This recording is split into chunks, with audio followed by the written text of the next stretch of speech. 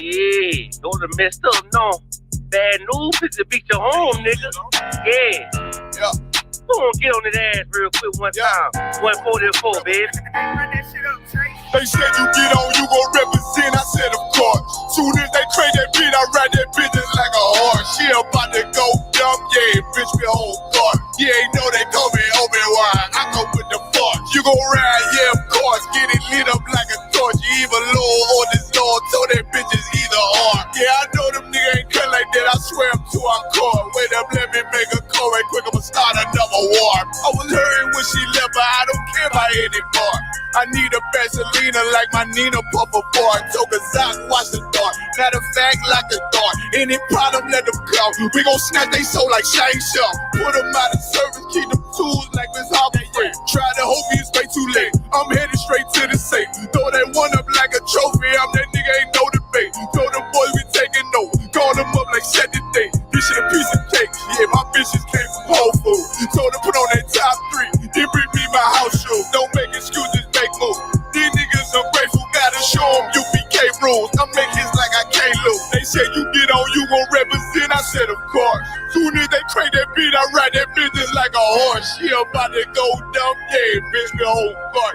You ain't know they call me Obi-Wan. I come with the fart. You gon' ride, yeah, of course. Get it lit up like a torch. You even low on this Lord, so that bitch is either or. Yeah, I know them niggas ain't cut like that. I swear I'm to our core. Yeah, I just got off the call. I'ma start another war. Spit a plate up with my niggas, get your knife and your fork. They ain't locked in with the count and when you speaking to me fart. Yeah, I just took the floor. Ain't no cowards in my campaign. They can't stop the campaign. Tell them bring the champagne. They know I'm a champion. They can see the outcome. Get them niggas bad, got them tied down and out there. You can't do with them step, them niggas been down since day one. We run up the bands, bitch like Dylan. They say you get on, you gon' represent. I said of course. Soon as they crank that beat, I ride that bitch just like a horse. Yeah, about to go dumb, yeah, bitch, we whole guard. Yeah, ain't know they call me Obi-Wan. I come with the force. You gon' ride, yeah, of course. Get it lit up like a torch. You either low or this low, so that bitch is either or. I told you niggas, you ain't cut like that. I swear I'm to our car. And I just made it call. We gon' start another war. Yeah.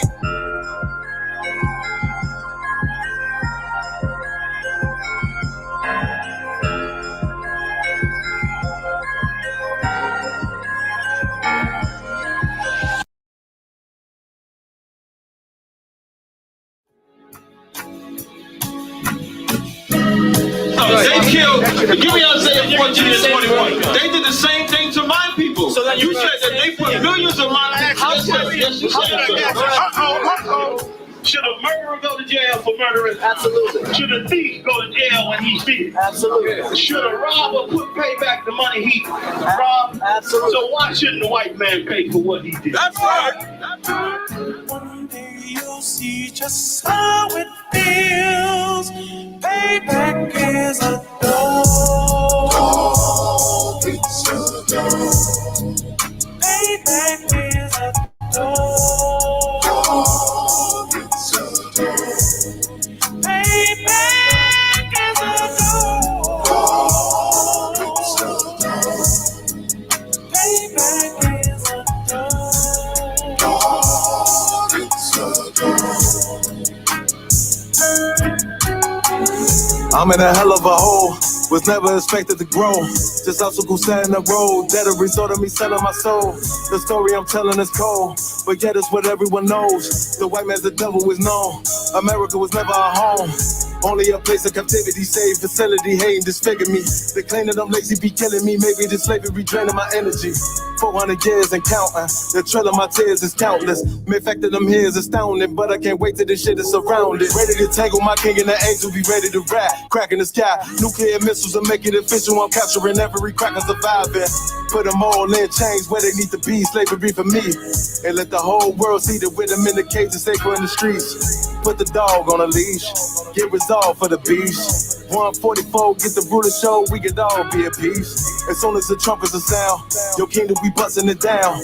The only way justice is found, the time for your judgment is now. You'll see just how it feels. Payback is a dog. It's a dog. Payback is a door. Payback is a door. Payback is a door.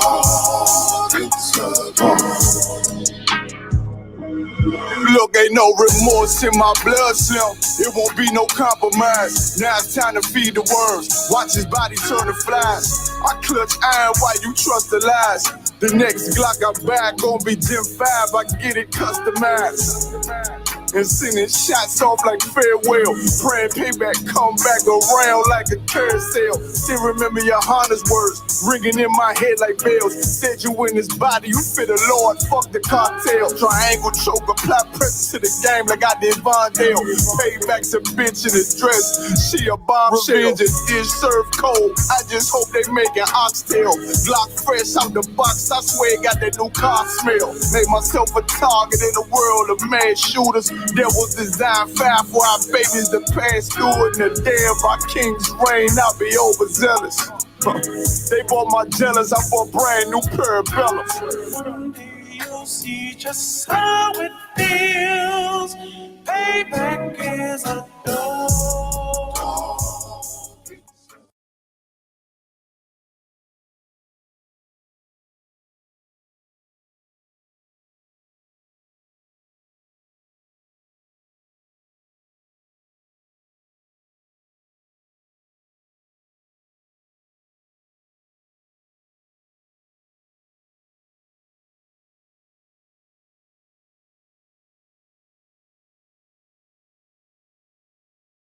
All right, I.S.U.P.K. Home of the truth. One was, home of New York, 125th Street. That's what we do. What's the one west? If I could train a dragon, I could dance with tame a lion. Any climate, and I'm shining like a diamond out of Zion. Mr. What's going on with you, man? Precinct Captain Dog Officer 1, man. Listen, inviting you to our West Coast barbecue. You know, every year we having a barbecue on the West Coast, man. Can't wait to see y'all from all over the country pulling up in Las Vegas. It's going to be a blast again. If anyone been to Las Vegas, you know it's a good time. You get what I'm saying? We're going to have a good time again. You know what I mean? Big things go on. Parties, barbecues. I know y'all like to gamble. We're going to gamble a little bit too, man. And drink good liquor. You know what I mean?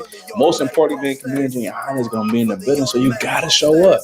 If you're on the West Coast, man, in any surrounding areas, and when I say surrounding areas, I mean everywhere across America, pull up, man. You know what I mean? The head of the nation, Israel, going to be there, man, with his solid generals, man. General Muhammad, General Mayat, you know what I'm saying?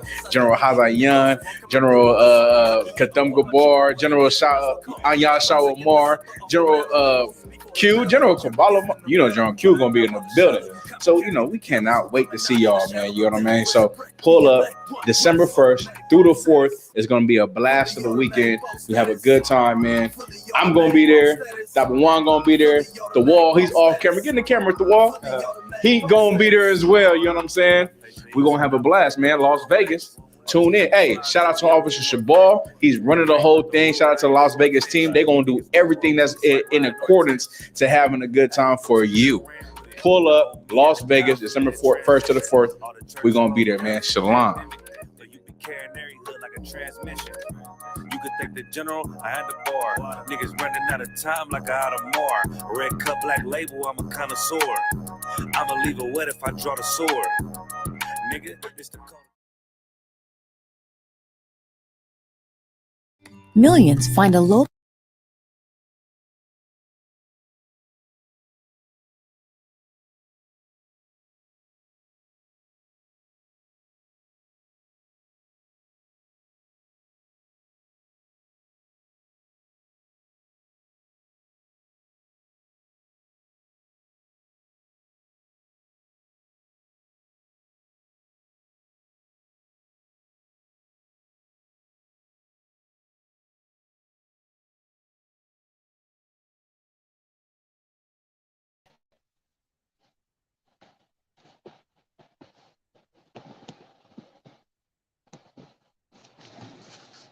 Hey, Shalom. Hey, Shalom, you're from Thug. Hey, I can't hear you,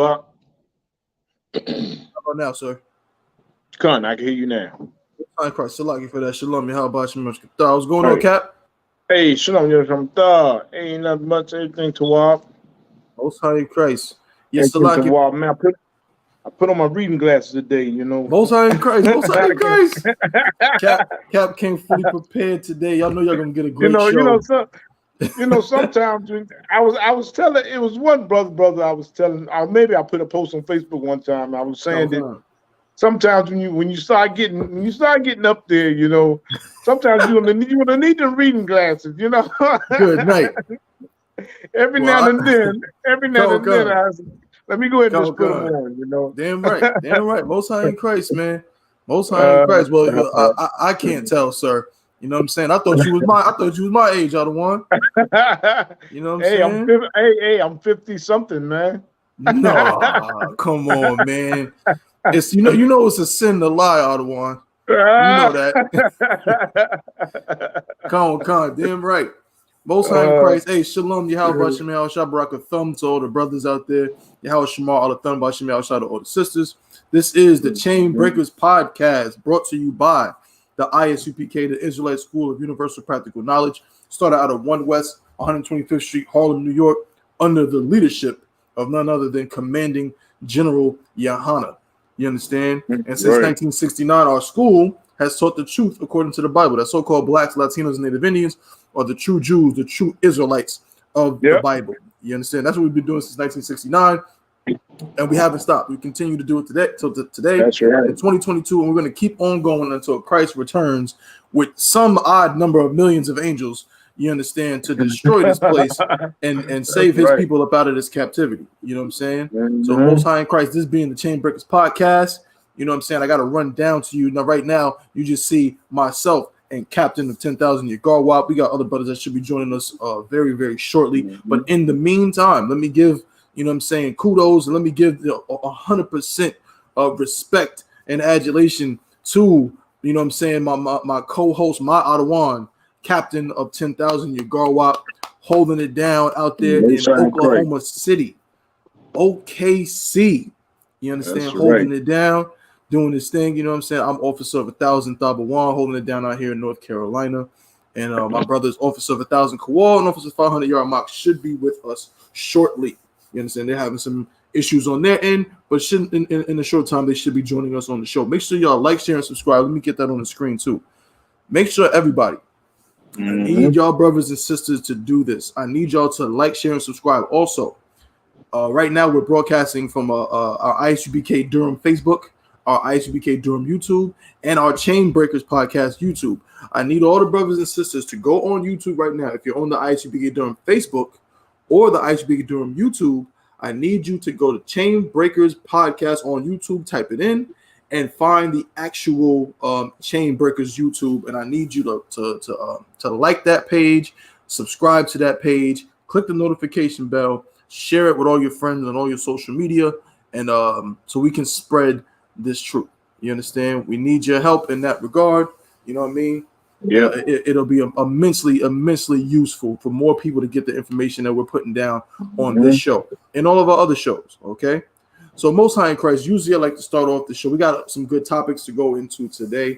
Of course, some things that you may not have known about or may not have been aware of. You know what I'm saying? The election just took place in Brazil. They're talking about elections in America. Well, an interesting election just took place in Brazil. I want to get into that a little bit because I want to talk about our people. You know what I'm saying? This is another instance where we get blinded by the titles of other nations, what they like to call us, what they, you know, and we, because of that, we lose sight of the fact that we're the same. You know what I'm saying? Exactly. So-called black man in America is the same as a so-called Mexican.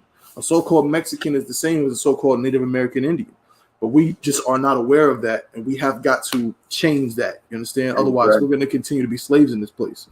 Also, Adawan, I got a special treat for you, Adawan. Oh, yeah. Just recently in Washington, D.C.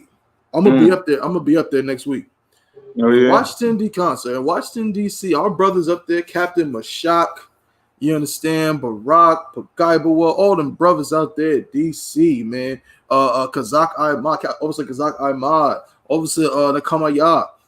them brothers had a run-in with a pastor from Maryland, a Maryland pastor named Thornton Farrell. I thought that. Yeah, Cap. Yeah, it's like I saw that. I saw some. And they got so many parts to it. I gotta look at all of it. But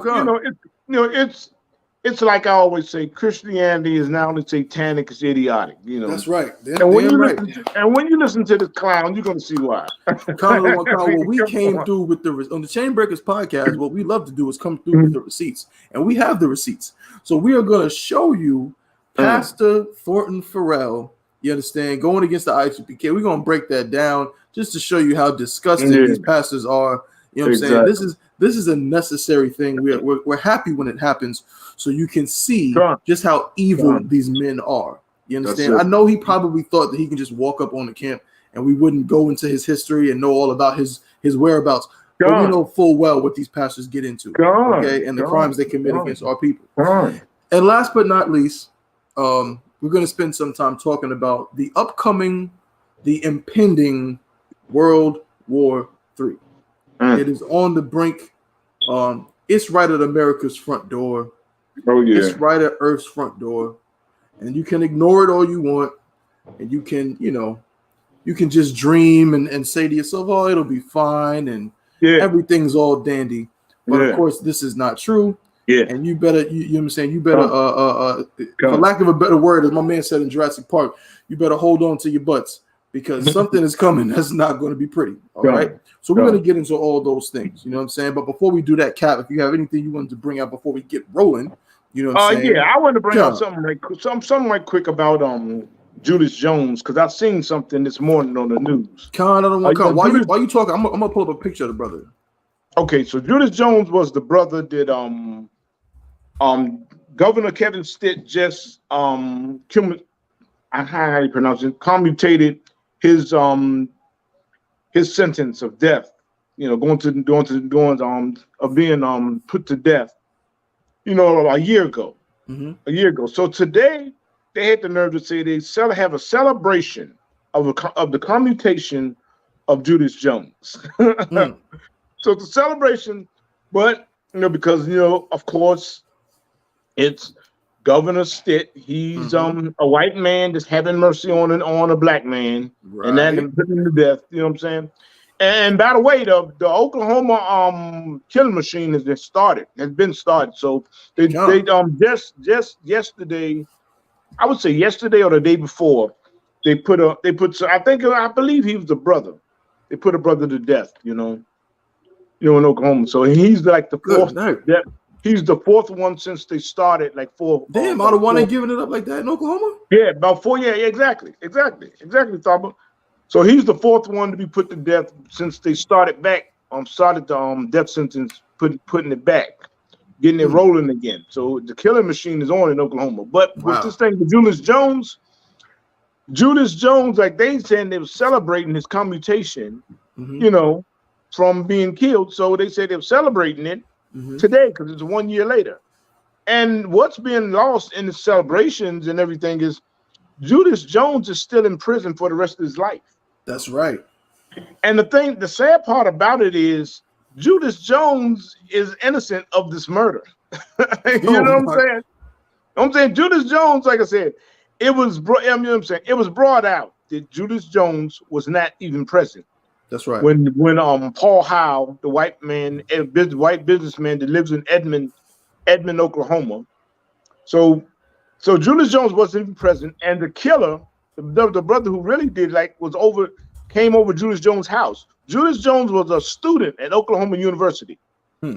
So the brother came over there, they did him dirty, came over his house and left the murder weapon in his house. Wow. And then they came, of course, Judas Jones did a year, Judas Jones did 20 years in prison. And so he was supposed to be murdered, I think it was last year. Supposed to be murdered last year. And like I said, it's so sad what's being lost in it. Come on. The story was so sad and backwards. The story, like I said, the story had so many holes in it, more holes than the screen door. His His conviction. You know, so it's sad that he got to spend the rest of his life in prison with no hope of parole. So Governor Stitt supposed to did doing him a favor, but he said no, he's never going to get out of prison. Come on, he could have commuted his death sentence, and still let the brother get out. Wow. Well, he said make sure he's going to stay in prison. He'll never get out because the reason why the white man says somebody is going to spend his life in somebody's life is going to be ruined because their life is ruined. Because Paul Howe lost his life, so somebody else's life is going to be ruined. Wow. No matter, and they don't give a damn because he's black. They make sure it's a black guy. Like I guarantee you, if Julius Jones was white, he would have a chance of parole. We wouldn't even be talking about this. He wouldn't even He wouldn't even it wouldn't even happen to him. You know what I'm saying? Even though they would have found the gun in his house, they still wouldn't have brought him to trial. He would have got off. But if I may, sir, just real quick, I want to actually, if we could start here. I think it's a very interesting case. To talk about. You know what I mean? And also let me say, you know what I'm saying, welcome to the show. You know what I'm saying? Another one of my co-hosts, Officer YAHANNA. What's going on, bro? Hey, shalom. All right, Motan Christ. Shalom, Yahavishkata. My brother up in the spot. So we gonna get right into this, man. So Julius Jones. I got an article here. That says it says 8 facts you need to know about his case. This is the case of Julius Jones, who what Captain Yagara was saying was that they're celebrating Governor Stitt in Oklahoma. They're celebrating this man because because he gave him a stay of execution. So he was supposed to die. He was supposed to be killed.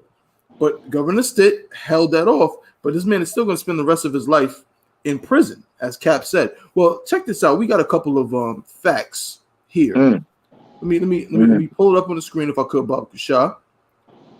Let me pull it up on the screen. Officer Kowal should be with us soon. I know he's having some issues with his computer, but no sweat. All right. So check this out. Here we go. It says, here's what you need to know about Julius Jones' case. Number 1, Julius Jones was at home having dinner with his parents and sister at the time of the murder. However, his legal team failed to present his alibi at his original trial. His trial attorneys did not call Mr. Jones or his family to the stand. Good night. So we don't, as Captain Yagara was saying, what we do in the I.S.U.P.K, we don't lie. We don't fabricate things. We don't try to pretend a person is innocent when they're not. And we also don't, we just don't fabricate things. Exactly. This brother, we got to get some scriptures on this. This brother literally could not have committed this crime, and it's a known fact.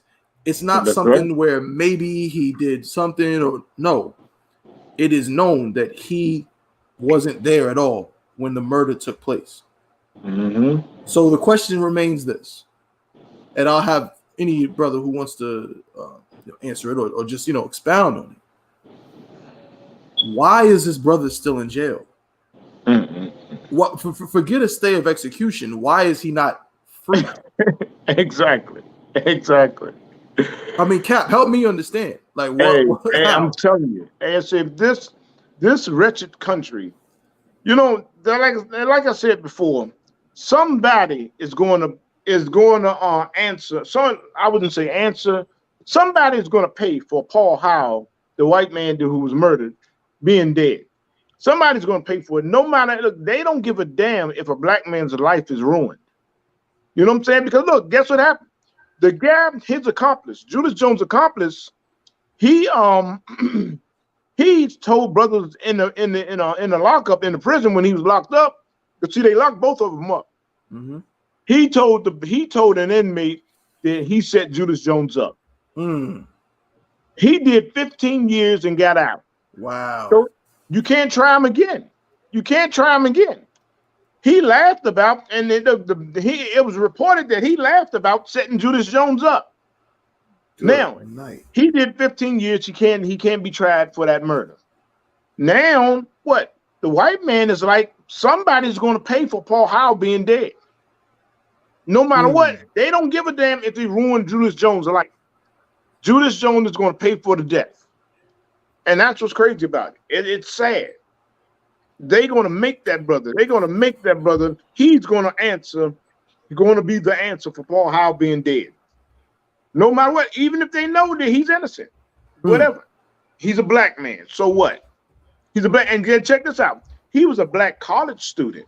He wasn't just any old hoodlum Negro. Right. He was a black college student. So they love ruining brother like that life, you know, and saying this oppressor is a beast. This oppressor is over us. He is a beast. He's a beast, and it's terrible. You know what I'm saying? That the brother, he has to do this time. That's right. Man. Come.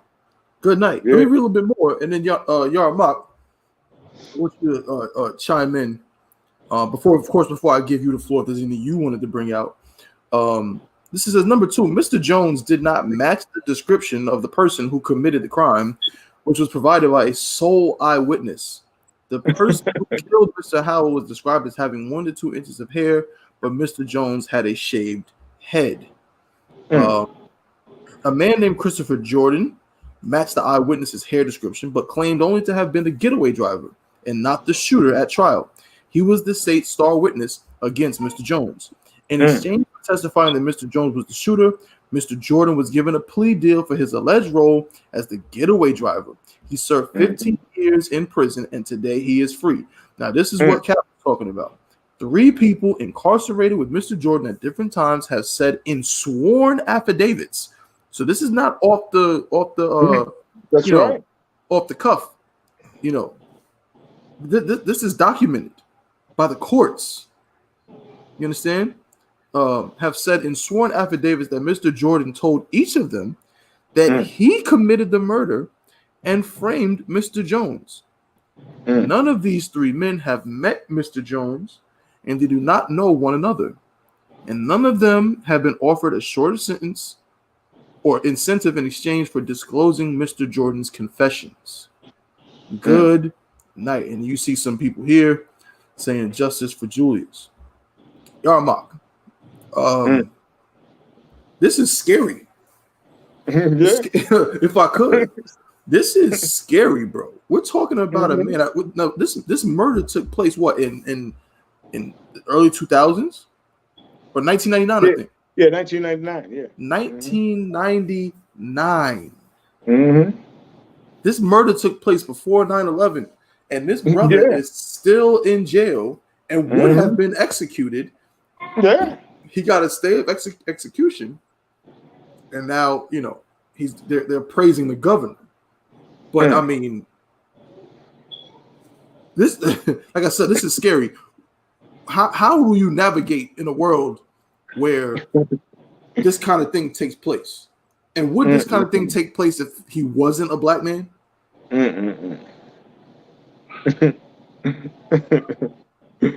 Not likely. Not likely. God. Right. God. So now what? What do we say about this? In the I.S.U.P.K, so I'm in the world. I'm in the world, and I see this, and I say, man, that sucks. That's so tragic that happened to that brother. Now let me go to the Christian church on Sunday. Now let me go pick up my pork chops and gravy. What would you say to me as being the priest that you are? How should something like this affect the mindset of brothers and sisters in the world to show them, no, the way we're living isn't going to work? Simple. You got to separate from the system that's murdering us. That's right.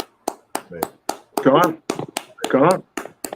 We've seen, and again, I don't know the whole backstory or how maybe this brother could have made different decisions, or even if he couldn't have made any different decisions. But however, we can still see the outcome in which America is choosing to turn a blind eye to something that clearly its citizens want to reevaluate. And we can see how America doesn't give a damn about actually having justice for anybody, for any person of color or minority. That's right. You understand? And so with knowing that, with those Christians and what we have to do as a whole in totality is that we have to really start to cleave back to one to another. That's right. That's it. To say that we have to do, like we have to really learn that, you know, that brother is my brother. I know I've never met him before, and you know, I ain't go to school with him, but that brother is my brother. That's right. And if they'll do something like that to him, then they'll damn sure do something like that to me. That's right. That's right. That's right. That to my children, my sons, my father, and so there should be a social unrest. That's right. In this That's place. right. Because this happens too often, and too often we know that there's a social divide as far as race in America, and since that is very evident in the life that we live here in America, we shouldn't be just living peacefully in this place. And I don't mean that we need to be rioting or fighting against white people, but what I mean is that, you know, black people should be on edge. That's right. They should be on edge with everything that they do, and they should be a little timid with doing anything in this place. You understand? Like, you should be on edge and timid before you go vote. That's right. You should do that. That's right. That's it. Before you walk into that Christian church on Sunday, you know, worshiping a holiday, I mean, a religion that the oppressor gave you. That's right. So all of these things is what is really, in its totality, it's all going to lead back to you lacing up your boots and getting into the I.S.U.P.K under Commander General. That's it. Damn right. The only place of unrest in America. Everywhere else in America is resting. Every organization, I don't care if you're talking about the Black Panther Party, the Nation of Islam, every what do you call it? Black organization in America that has ever been started since the 60s have in some way joined with America or have received help in America, except I.S.U.P.K under Commander YAHANNA. That's right. it. Only place that does not join themselves to the oppressor in any way possible. That's right. That's it. Because of stories like this. Damn right. Because we see what they do to our brother, you understand, and what they do to our sisters over and over again. And that's it.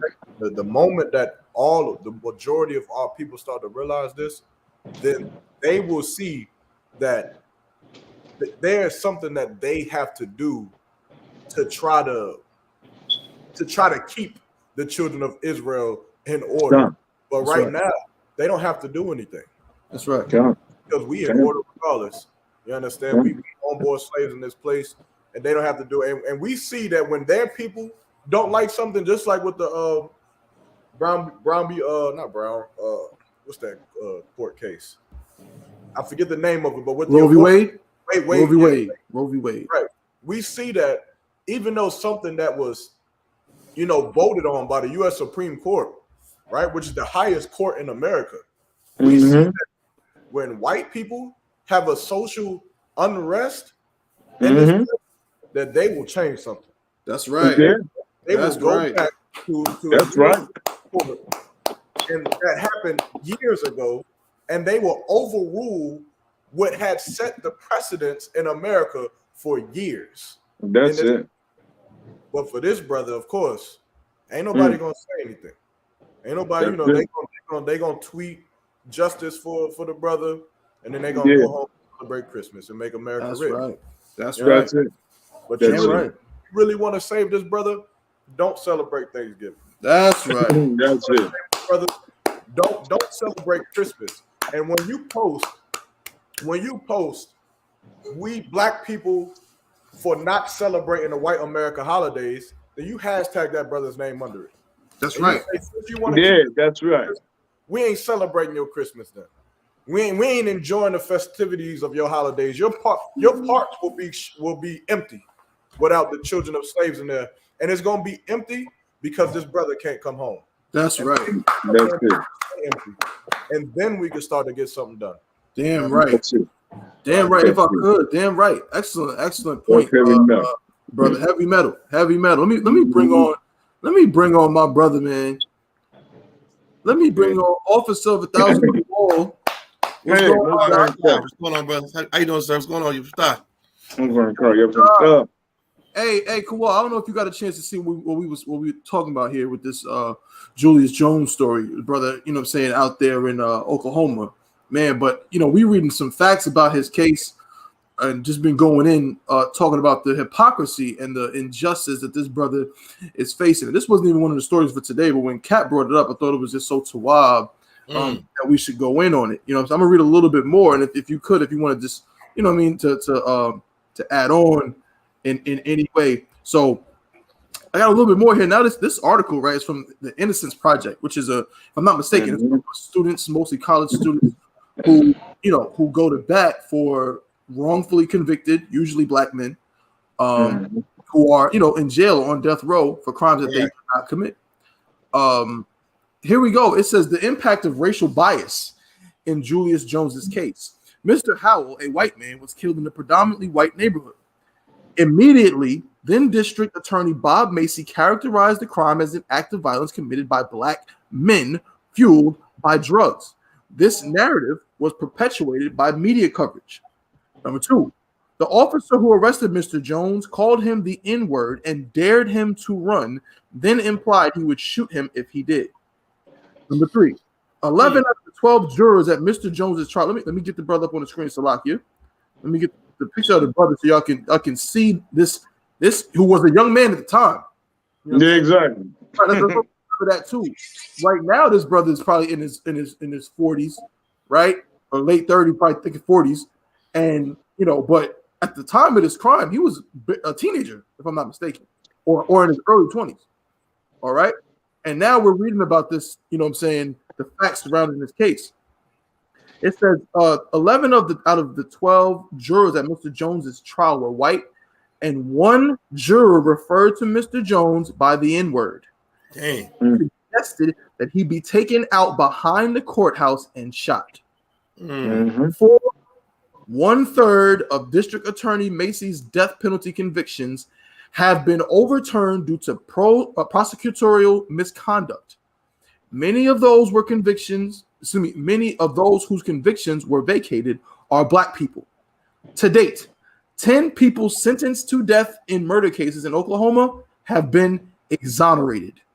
So 10 people, mostly black men, you understand, who were on trial or who were convicted of murder and then put on death row, their trials their charges have in fact been overturned. And they were exonerated, meaning that they were acquitted of all wrongdoing sometime later. These men could have been dead. And that happens too. I mean, shoot, listen, we don't got to talk about Emmett Till.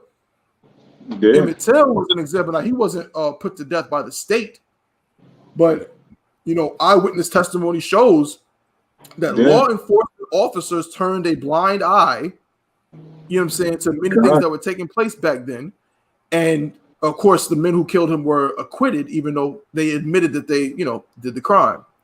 So, Kawal, again, when you see something like this, and now, who's talking about this? I didn't know about this, Kawal. Right. I've heard of it, and the only reason why I've heard of it is because of Captain Yagarwap, who happens to live in Oklahoma City. Why is this not national news? Right. Why is this not a national crisis? While black people are arguing about who's winning the BET Awards and, and whether or not Nas is washed up or whatever is happening, people arguing about those things, but no one is even aware that a black man named Julius Jones is going to spend the rest of his life in jail for a crime that it's like pretty much known by all parties involved that he could not have committed. Man, that's unfortunate. Like, I caught the back end wind of this story. Shout out to Captain Yagarwap, man, for always keeping staying in tune with what's going on in the streets. But all the way down here in North Carolina, I ain't heard nothing about it. Right. And it's sad because this is the national. Apparently, this is national news. 6 million people signed some petition, but it's like that just shows you what kind of oppression we under. Like, if he didn't do it, why is he still in prison? Like, why is he still in prison? Like. And then on top of that, the jurors were calling him the N-word. This whole system is broken. That's right. And everybody who went out and voted should be ashamed of themselves. That's right. Come. Damn right. Everybody was ashamed of themselves, especially in Oklahoma. I wonder if people in Oklahoma that voted, did they even bring up this story to their politician they voted for? Right. Did they even say anything about, are you going to free Julius Jones? before I cast my ballot and get my stupid sticker, are you going to free this brother? That's I guarantee nobody black act, no Christian pastors even talking about it. That's right. Where's Tyler Perry's? You know, they got the money to make these commercials. No voter, no effing, vote or die. Where's the commercial about this brother? That's right. Exactly. All these funds just magically disappear when it comes to helping blacks and Hispanics. I haven't heard nobody say this at all, except for the Priests and Prophets of the Lord. That's right. We're the only podcast right now airing this. This brother should be at home with his family, starting his life over again with pay. I don't even know how much money it can equate to how much time he spent in, but he should get broke off. That's right. That's sure. But that just shows the system is broken. And everybody who voted, you're dumb. You're just a waste. That's right. It's 2022, and you're still voting for what? Obviously, your vote doesn't count. No one's even talking about this, and it's a damn shame. I feel sad for this brother. It's almost hard to talk about. If anybody's ever been in jail before, if you ever spent 5 minutes in a jail cell, or just going through booking, just eating off a plastic tray, it's disgusting, man. If away from you like that, and you know you're innocent, that's mental torture. I'm surprised his brother's still alive. Right, because I'm surprised he's still alive. And then that's right. And that's a heavy point, if I could, Kawal. That's a heavy point because, you know, I almost, in my mind, we're reading like these facts about this story. Jurors calling him the N-word. Yeah.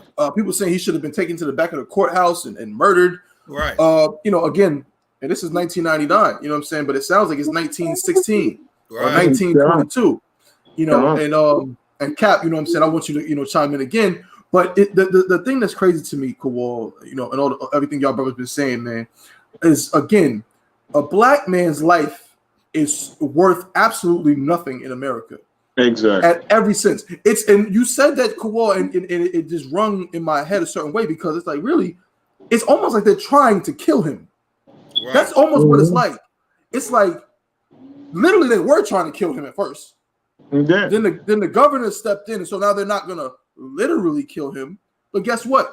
They killed him 20 plus years ago when they locked him up for a crime that he didn't commit. And the crazy part, people will say, "Oh well, if you're just a good abiding citizen, if you just follow the laws." This dude was at home with his family, minding his business. Mm-hmm. He wasn't some criminal. He was a college student. Right. You understand? He was a college student, and then they decide, this other brother who said out of his own mouth that he framed him and thought it was hilarious and funny, and they're not going to even try to change his brother's life or his condition. They're just going to say, well, that's the system. So as y'all brothers have been saying, this is my question for you Christians. So this is my question to Herschel Walker. Exactly. Why the hell should we trust the system? Right. Why the hell, why should we vote in a system that would leave Julius Jones in jail when it is not even debatable that he did not commit this crime? He spent over 20 years in jail for a crime that took place while he was at home. Mm-hmm. And then the brother colluded. Basically, I mean, I feel like honestly, not only should this brother be released from jail, but honestly, the lawyers, the policemen, the entire department that agreed to accept a plea deal from that other cat, they should all go to jail, man. That's right. They should be locked up, man, because they basically colluded to destroy this brother's life. God. They gave this man a plea deal to lie. God. You understand what I'm saying? Like that is, man. America is this is not the land of the free. This is not the home of the brave. Please, Cap. Yeah. And Talaka, if you look at it, it's like what I was saying, that the white man, I mean, he's such a diabolical beast. Right. He feels like he doesn't feel no feelings, no hurt or nothing of ruining his brother's life. You know what I'm saying? It's like there's a white man died and somebody's going to pay for it. Right. They don't give a damn if he's innocent or not. That's right. They don't give a damn if he's innocent or not. Then Julius Jones is going to go to jail for that white man dying. That's right. So they say that's it. That's it. I mean, it's terrible. You know what I'm saying? And if you could, bro, can you grab Isaiah 42 and 22? This explains our lives in America. Blacks, Hispanics, and Native Indians. Con, just one moment. So y'all, I'm gonna have to go real quick. Just gotta go audio only. So y'all gonna see the little avatar, but it's no sweat. I'm gonna switch it out in just a moment. I'm gonna get the I'm gonna get that preset. What was the one you wanted, sir? Isaiah 42 and 22. Con. Isaiah chapter 42, verse 22. Another one, Con. I got you. Bear with me. I'm pulling it up right here. Con, another one, Con. I got you. Here we go. This is the book of Isaiah, chapter 42 and verse 22. But this is a people robbed and spoiled. People robbed, and it means sin. We're robbed and spoiled. Robbed out. They robbed Julius Jones out of his life. That's right. They took his life from him. They robbing him and then spoiled. I mean, we those spoiled people, those conquered people. We're so conquered and Hebrew and homeborn slaves that damn, they do what they want to do with us. Go ahead, read on, brother. Con. They are all of them snared in holes. Man, that's us. Snared in holes. You know? Read on, brother. Con. And they are hid in prison houses. Hid in prison houses. And that's so heavy right there what it said. Hid in prison houses. The reason why we hid in, because why? He's not supposed to be there. That's right. He's not supposed to be there. How many stories have come out of innocent brothers spent so many years in prisons? Right. That's just what the precept is saying. Hid in prison houses. I mean, how are you going to hide in a prison house? You're in prison. But hid in the prison house, I mean, you're going to prison innocent. That's right. Innocent of the crime that you're in there for. That's right. Hid in prison house. Go ahead, brother. Read on. Con. They are for a prey. For a prey. Man, just prey is being devoured all the time. Right. All the time. The Israel, blacks, Hispanics, and Native Indians, we are the antelope. You know what I'm saying? All the time. For a prey. Read on. Con. And none delivereth. Nobody gonna deliver us. Who's gonna deliver us? Nobody gonna try to deliver us. They're gonna keep on. Well, like Kawal was bringing out, they're going to get campaigns. We worrying about who's running for office and everything. Nobody's raising the question, what about Julius Jones? Right. You know, nobody gonna deliver us. You know. Right. Read on, brother. Con. Salakia, for a spoil, and none saith restore. None saith restore. That means like nobody's going to raise a question about how we get our brothers who locked up like Julius Jones out of prison. Right. What's going to happen to that brother? Who's going to restore that brother's life? He just going to rot right now. They're going to throw a celebration of his sentence being commuted. Good, how the hell you gonna have a celebration? The brother he's innocent. That's right. Damn. Nobody gonna say restore. That's us. Nobody gonna save us. Nobody gonna lift a finger to even try. You know what I'm saying? But the men of the I.S.U.P.K under command of Junior Hahn. That's right. That's right. Go ahead, brother. I yield, brother. Damn right. Good night. Most High in Christ. That's an extremely, truly heavy point. If I could, can I get the scripture? I'm gonna get it. Can I get the scripture? What's the one? Trust not in princes. If I could, real quick before we move on to the next one. Okay. Trust not in princes. Because right now, in the next story we're going to talk about deals with this voting situation. And we're going to really go in on this, man. Last week at camp, we was down there in Fayetteville, North Carolina. Shout out to Kawal. Shout out to Officer of 5,000, Zion Ya'Allah. Shout out to Officer Bunker, y'all. I had done all them brothers out there. Shout out to new officer. Let's get a hand to the new officer out there in Fayetteville, Officer 50 I.W.K. Kahan. Yeah. No time Christ. No time Christ. Truly living up to his name now. But we was out there in camp in Fayetteville, man, and I had to go in on because this is well-known military town. You know what I'm saying? Big military base there, Fort Bragg. And I had to go in on that and talk about, our brothers and sisters not joining Esau's military, man. But other than doing that, the other thing we do, as Kawal said, and as y'all been bringing out, is we join the voting. We say to ourselves that, in order to get things to change, we got to vote. We got to get out there and vote.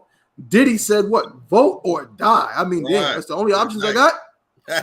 I got to vote or not be alive anymore. Like, good night. You understand? But that's what we're told in this place. But as we're seeing, it doesn't work. And if we was taught the truth of this Bible, then we wouldn't have this problem because we would have known that it would have never worked. Our ancestors, the priests and prophets of the Lord, said thousands of years ago not to just trust in princes and trust in the rulers of these other nations. Right? So we shouldn't have had this problem. Let me read the book of Psalm chapter 146 and verse 3. I got it. You got it, Yarmak? God. If you could, Baba Kushah. The Psalm chapter 146 and verse 3. Put not your trust in princes. Yeah, don't put your trust in princes, man. This is in the Bible. This is not something that we made up in the I.S.U.P.K. The Bible said not to put your trust in princes, man. What is a prince? Joe Biden is a prince. You understand? Prince Harry and Prince George and whatever. What's the old one over there in the UK that's about to croak? What's his name? Charles. Prince Charles. You understand? Donald Trump is a prince of America. Literally. He's a prince. It says, put not your trust in princes. Go ahead. Nor in the Son of Man. Nor in the Son of Man. Don't put your trust in these other nations. They're just people. Don't put your trust in these people. Go ahead. In whom there is no help. No, we can rely on them to help us out. That's right. No, we can rely. It's like there is no help. No, we can make sure that we know that they're going to save us from our condition. There is no help. They're going to get Julius Jones out of jail. There is no help. There is no help in America, man. 6 million people got to sign a petition for a brother to get out of jail who's innocent. Are you kidding me? How in the hell are you innocent of a crime, but you got to rely on millions of civilians? Right. To maybe sign a petition so you maybe might get out of jail? You understand? But somehow, oh, wait a minute. What happened? 11 white jurors said that you were guilty. That's right. And the police department that's supposed to make sure that the people who commit crimes pay for their crimes, no, they offered a plea deal to the man who was actually guilty of the crime. You understand?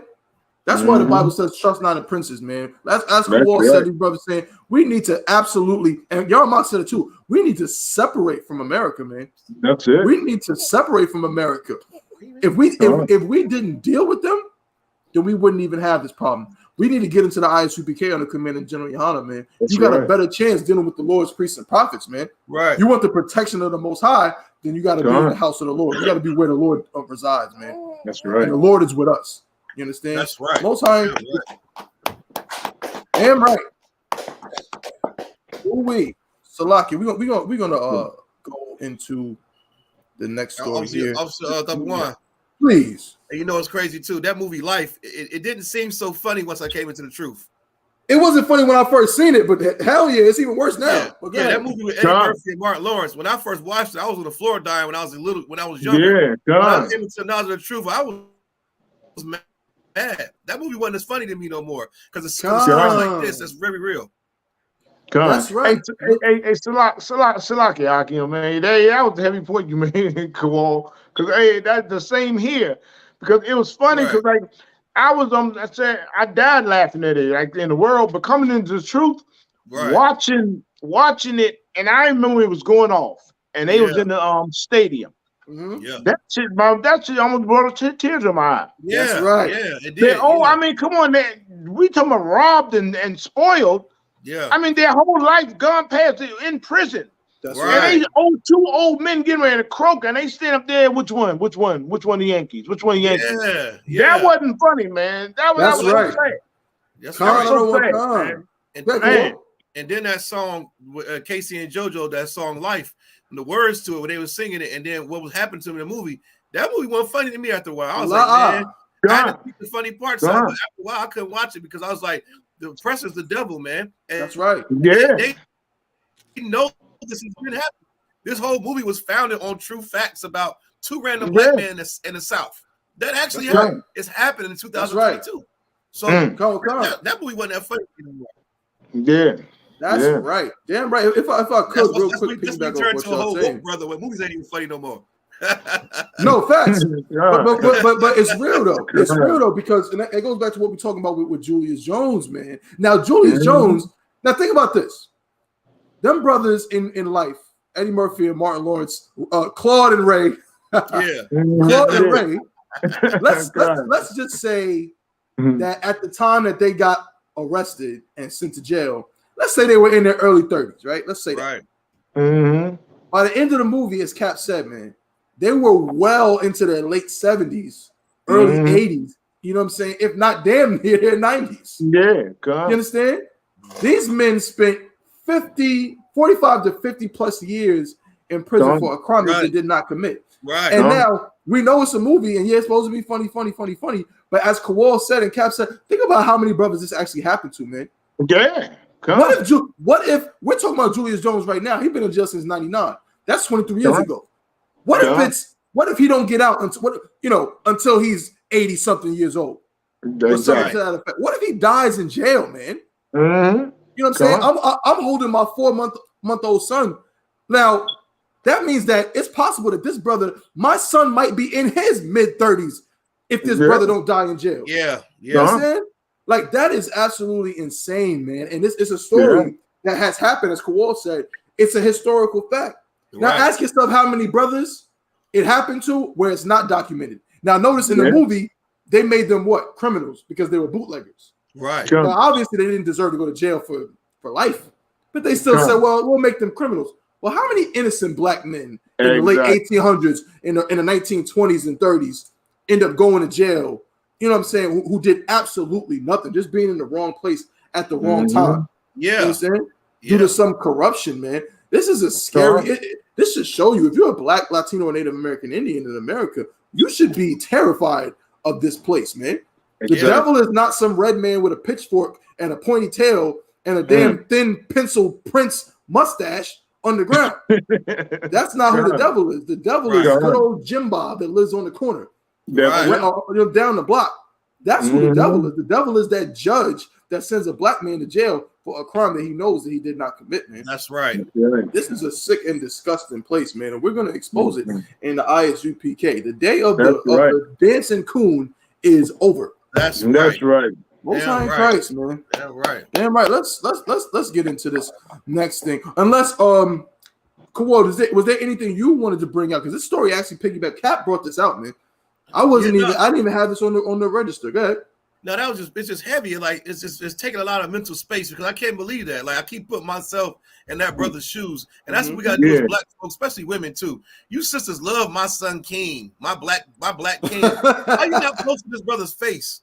That's right. Why you not posting this? But this somebody's daughter. This somebody's son, man. That's and it's like this type of, and like Captain Garrett brought the scripture out about us being hid in the prisons. This was hidden from us. How many more brothers have the same type of deal? You know, it's crazy. Hollywood and TV shows shooting off the bus to go to jail. And the brother's like, man, I ain't do nothing. I'm innocent. And some white devil cop is like, yeah, I know. I heard it before. You didn't do anything. Right. Keep it moving. He's telling the truth. He ain't doing anything. We looking at it right here. That's right. These brothers ain't lying. Most of these brothers are not lying. Now it makes me wonder, out of all these brothers locked up, how many of them actually, the priests and prophets were locked up. They didn't do a damn thing. That's right. So who's to say these brothers actually did something? Have you heard about a woman called Annie Dukin? She's an East Indian. She worked in a crime lab. She was tampering with drug evidence, and she sent over like 60,000 and 30,000 brothers to prison. Some of the brothers never seen the light of day because of her. Good night. And this is you could Google her, and she's East Indian, and they gave her a slap on the wrist. She single-handedly took men and women from their families. Good night. And these stories, I never heard about it. Yeah. And you can look it up on Netflix. Did a special a few years back, and this is Red Dot Punjabi community, and no one and they try to hide that fact. But this has been happening so long to our people that it's a running theme that when white society hears about this, they say, "Yeah, I know, Darky, you didn't do anything, right? You're just like the rest of them." Yeah, he didn't do anything. That's right. We're looking at it right now. All these cases should be overturned, man. And you know what? Open up the damn prisons, man. What about rehabilitation programs? That's right. That's right. A lot of these brothers were mentally ill anyway. A lot of these brothers had they needed therapy. They didn't need to go to prison. That's right. I'm not saying that rapists and murder and stuff like that, but sometimes these cases, man, these brothers get in jail for nothing. And I yield. That's a fact. Damn right. Before we move on, I want to get Yarma, because I know Yarma, you actually see people don't be knowing, bro. And I love that about the I.S.U.P.K, man. I love it because these brothers here are not a joke. Captain Yagarwap, Officer Kowal, Officer, these brothers and all the men in the I.S.U.P.K, this is not for play. We don't just go outside and y'all yell at us and tell us to get a job or whatever. Well, while you yelling at us to get a job, not only do we have actual slaveries, but we're doing the real work of the Lord that you don't know about. You understand? Exactly. We're not like fake Israelite groups who just go out to be seen and pray on the corner. You know what I'm saying? And scream out. You know what I mean? Just to make ourselves look like we're doing something. No, we actually doing this work. Officer Yarmak right now, correct me if I'm wrong, brother, is working with Captain Zakar, you know what I'm saying, to try to get the prison department going down here in North Carolina. There's a bunch of prisons down here, and that brother, but the other day in the class, I'm sorry to put you on blast, Yarmak Salakia, but the brother, you know what I mean, he had to step outside before he went and taught his class. He was on the phone with the chaplain of one of the near prisons, trying to get I.S.U.P.K to get in there so we can talk to these brothers and help some of these brothers out, man. And when you hear something like this, Yarmak, I mean, being that you're getting into that space, like how do you see the I.S.U.P.K being able to reach out to brothers like Julius Jones, brothers who are dealing with being in jail when they're innocent? Because as we said before, it's a wonder a lot of these brothers don't commit suicide, man. Right. It's a wonder why it's a movie, it's fiction, but it's a wonder that Ray and Claude didn't kill themselves, man. Right. Exactly. Just to be in jail for a year, like, wait a minute, like I did nothing, I should be home. That's right. It's an amazing. It's like Kowal said, man. It's like daunting to even think that that's real hell, man. You know what I'm saying? So when for you, Yarmak, what is it when if we can get into prisons that you think we can do to help those brothers?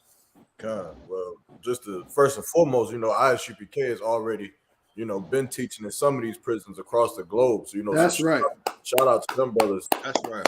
Who paved the way. But just remembering that, these prison systems, man, it's a very cold place, and it's a place that they send you where the rest of society forgets about these brothers, man. But there's some brothers that's in there that are absolute gems, man, and are absolutely necessary to the fight against oppression, right, in America. But being locked up, they forget about their part in that fight, man. And so what we do is, man, we go up in there and we give those brothers back their strength again, while America is trying to take it away from them, which is which prison is all about. It's simply about turning strong black men back into slaves, man. Putting them in situations where they have to defend for their life every day. And of course, even the strongest man at some point, with that constant bearing, that constant weight on their shoulder each and every day, each and every morning, each and every night, could break anybody. And that's the goal that our oppressor has for us as a whole, man. To put brothers like this brother in there and then let him get broken, let the world forget about him. Eventually he'll end up just croaking inside of prison, or he'll just be a good slave for as long as they can, use him for. But we go in there and we teach men about brothers like Paul. You understand? We teach men about prophets who was in prison who still did the work. You understand? Who give them an avenue to be able to teach the truth even while they're incarcerated. You understand? They're for life or whether they're in there for 2 years. Either way, there's work that needs to be done. And regardless of our condition, we don't get a pass from the work that the Lord gave us. That's right. Prison. That's right. I don't care if you out here, we living out here, and we living in hell. Well, you in hell and you living in prison. We in the same boat. You understand? We in the same condition. Every day, blacks, Hispanics, and Native Indians walk out of their streets and they don't know if they're gonna make it home again. And ain't no for jail cell. We living amongst brothers, we living amongst heathens, and there's work that has to get done nonetheless. That's right. Damn right. Most High in Christ. Shout out to Officer Mashamar. Yeah. Is Mashamar right, Yarmak? Come. Officer Mashamar is a brother that is an officer in I.S.U.P.K in the prison. Right. In there. Oh, and guess what? And he graduated from Hebrew Academy. That's right. That's right. If I could, I had the honor of training that brother in Hebrew Academy. Right. And, I'm calling this brother on the phone, man, and I'm, of course, because we on the phone, we talking a lot, but this brother what I just said, he embodied that to a T. I mean, you brothers alone with a cell phone and me, and then a couple other instructors throughout the time of the academy, just going over his stances, going over what we learned in Hebrew Academy. And this brother is doing it by himself, man. That's right. And so you telling me this brother could be locked up and putting in that kind of work, but we out here getting ready to celebrate Christmas, man. That's right. We out here getting ready to celebrate Thanksgiving. It's disgusting. But again, shout out to that brother, because that brother is official. He hardcore. He won the West to the bone. Yeah. And I can't say right. I mean, damn. You understand? Talk about no excuses. Right. You know what I'm saying? Because you got a lot of cats. You got a lot of cats go up into jail. They'll be making excuses like I don't know what. You know what I'm saying? You got to be a strong brother. You know what I'm saying? To be able to be in that kind of situation and still, you know what I'm saying, like put your brick in. You know what I'm saying? Not use that as an excuse to not do the work. You know what I'm saying? And it's no offense to no brother out here that didn't do Hebrew Academy. Of course, it's not a requirement for you to do Hebrew Academy up to a certain rank. You know what I'm saying? You can still be a brother, still be an officer and all that, for sure. But this brother right here, I think my Shamal, when he started Hebrew Academy, he was an officer of 50. Am I correct? I believe so. I want to say I think he was a 500 when he started, if I'm not mistaken. But okay, I could be wrong. No sweat. 50, 500. No, neither here nor there, right? Because at the end of the day, like you said, man, this brother, like he could have made excuses. He could have just been like, well, I don't need to do that. You know what I'm saying? I'm locked up. It would be very difficult. You know what I mean? But he didn't do that. You know what I'm saying? The brother actually went and put his brick in the jails.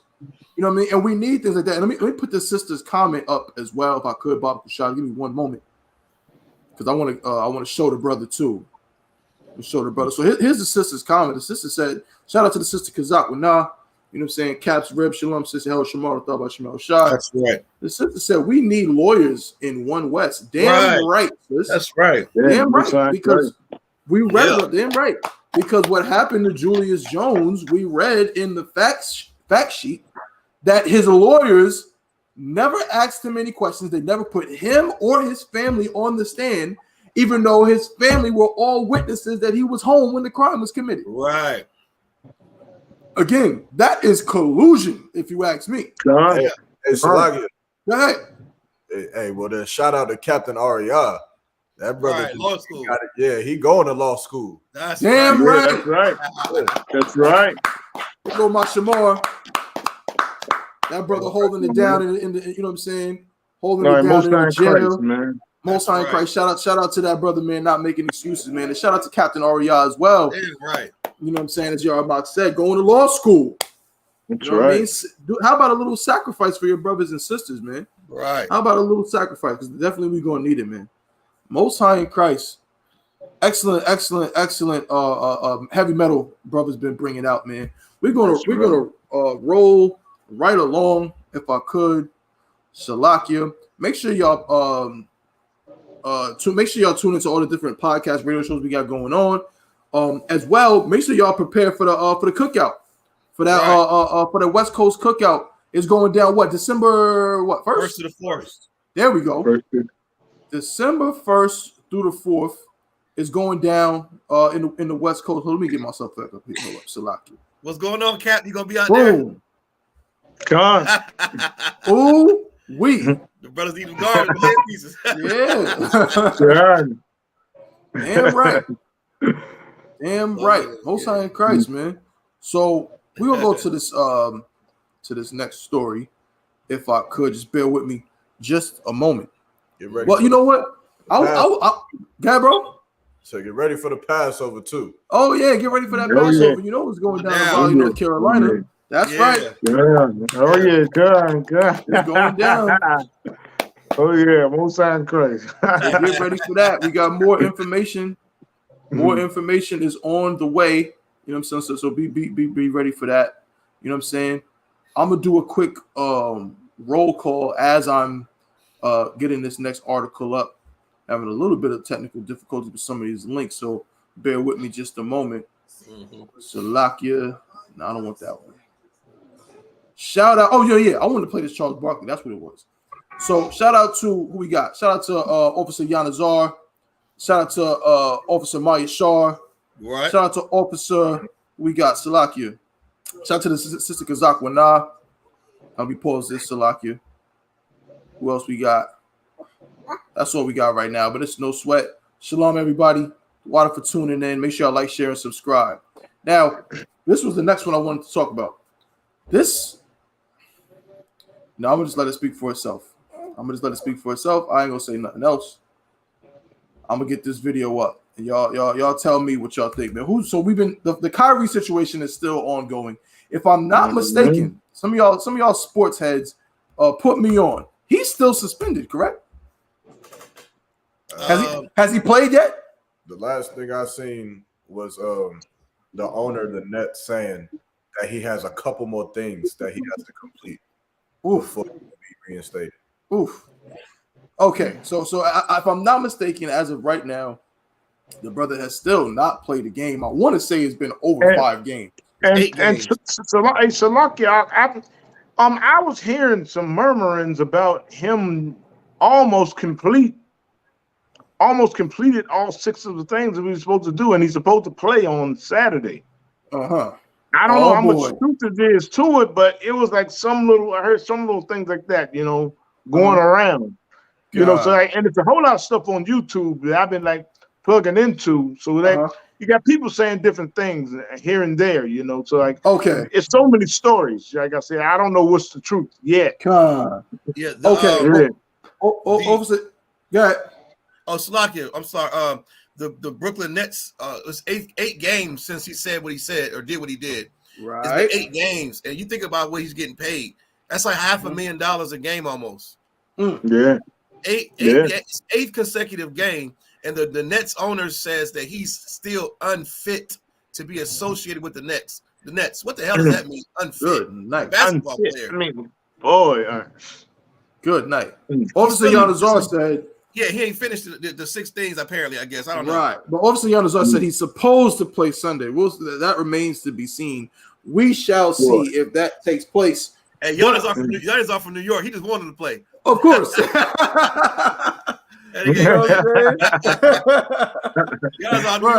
wanted to play. Damn right. Check it out. Hey, Salakia. Yeah, but it's and if he does play, you know what I'm saying? It's how the hell is he going to play? Right. That's what I'm saying. I'm just like, come on, man. Me myself, like I said, it's so much pressure on him right now, So he got to get out there and shoot jumpers and handle the ball. Come on, How's he going to play? Goddamn, he might have 20 turnovers in the first quarter. Come on, man. Damn. Yeah, right. No, Con. The pressure is pretty wild. And last time he played, oh man, and again, Kawhi mentioned Yanazar, right? But Yanazar will tell you this, and myself also being from New York, and especially Brooklyn, and where the Brooklyn Nets play they play in downtown Brooklyn, which is close to Williamsburg. You know what I'm saying? Close to Bed-Stuy, all these areas. There are so many of those small hat, curly sideburn Amalekites. Oh, yeah. Are they gonna be at the game with them shirts on? They run it. They run it. They run that area. I'm telling you, you drive down Kings Highway.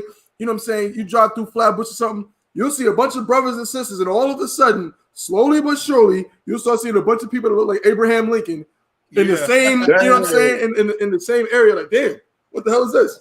But that's what it is. And when he went to the game, they had them sitting courtside. Yeah. And somebody was like, wait a minute. So you mean they was all sitting courtside, and it was like, so you mean to tell me that these people are oppressed? Right. They were teenagers with courtside seats. Right. Exactly. At least. Right. At least $20,000 a seat. Come. And you got $20,000 to put 10 Amalekite teenagers next to the game and gonna tell me that you're oppressed, man. But then I gotta play this clip. Here go y'all friend, man. This is y'all man's. This ain't my man. This y'all man, Charles Barkley. This is your man's. So he's not your boy. That's he's not our boy. Right. So Charles Barkley, of course, went on CNN. Charles Barkley went on CNN the other day with good old Don Lemon, and he had some comments to make about the situation with Kyrie, and then also in conjunction with the Dave Chappelle, the Dave Chappelle bit, which we might get some little pieces of, and you know what I'm saying. So matter of fact, here's what I'm gonna do. If I could, bear with me just one moment, because I know they're gonna try to. If I actually play it, say a disclaimer. Say what? Say a disclaimer, verbal disclaimer. You be all right. Con. In the meantime, you're right. In the meantime, here's what I'm gonna do. Right? I'm gonna try to be clever. All right. So I'm gonna put this little picture up. Right. I'm gonna put this picture up. Okay. And then I'm gonna play the audio at the same time. So y'all ain't gonna really see, you know what I mean, the video exactly. You know what I mean? But you will see a little image of this cat talking. So bear with me. Here we go. Yeah, Con, do that. Right? Just a moment. Stop this one. Because this cat right here, man, has been making real waves. Right. A lot of people have been talking about it. Here we go. Most High in Christ. There we go. It'll kind of look like you watching the video, but you're not really watching the video. All right. So I'm gonna play a little bit of this dude talking. You know what I'm saying? So listen up, everybody, to your good friend, old Charles. What they call him? What they used to call him? Chuck. Chuck. Listen to Chuck. You know what I'm saying? He got some things to say. All right, so I'm gonna switch the audio over. Here we go. And let me know if y'all can hear it. Okay, when I switch it over. Salaki.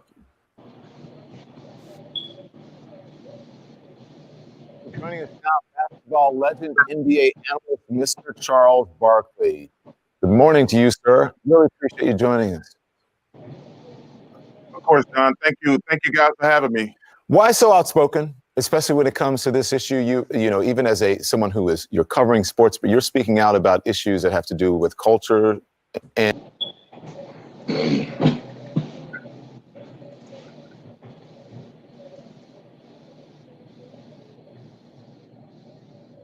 Y'all hear it? Sound went out. Look, y'all hear it though when I was playing. Come here. You sure? All right, we gotta go.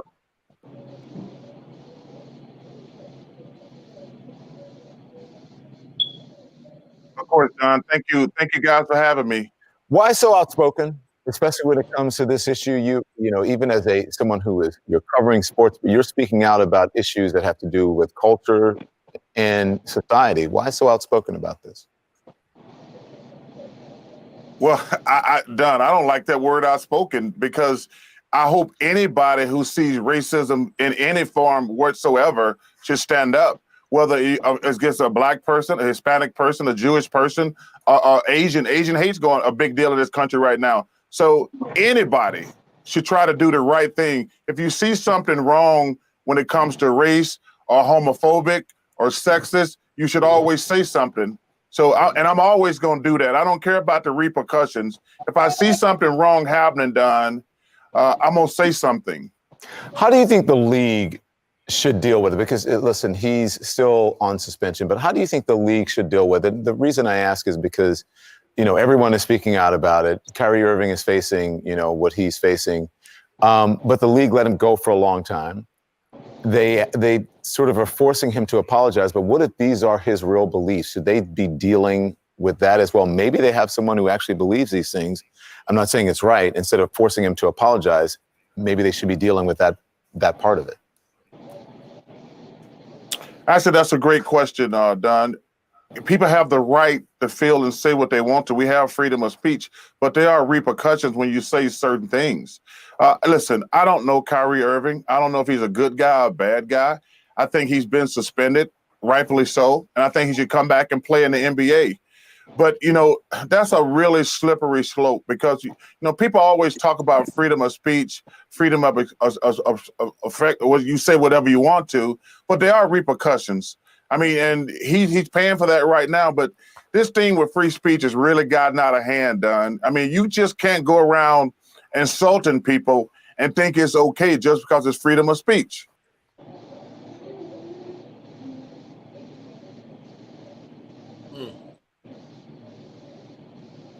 Salakia, I had to stop it there real quick because he's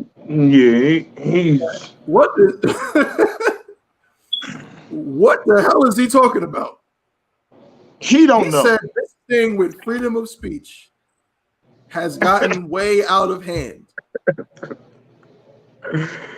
He doesn't even know.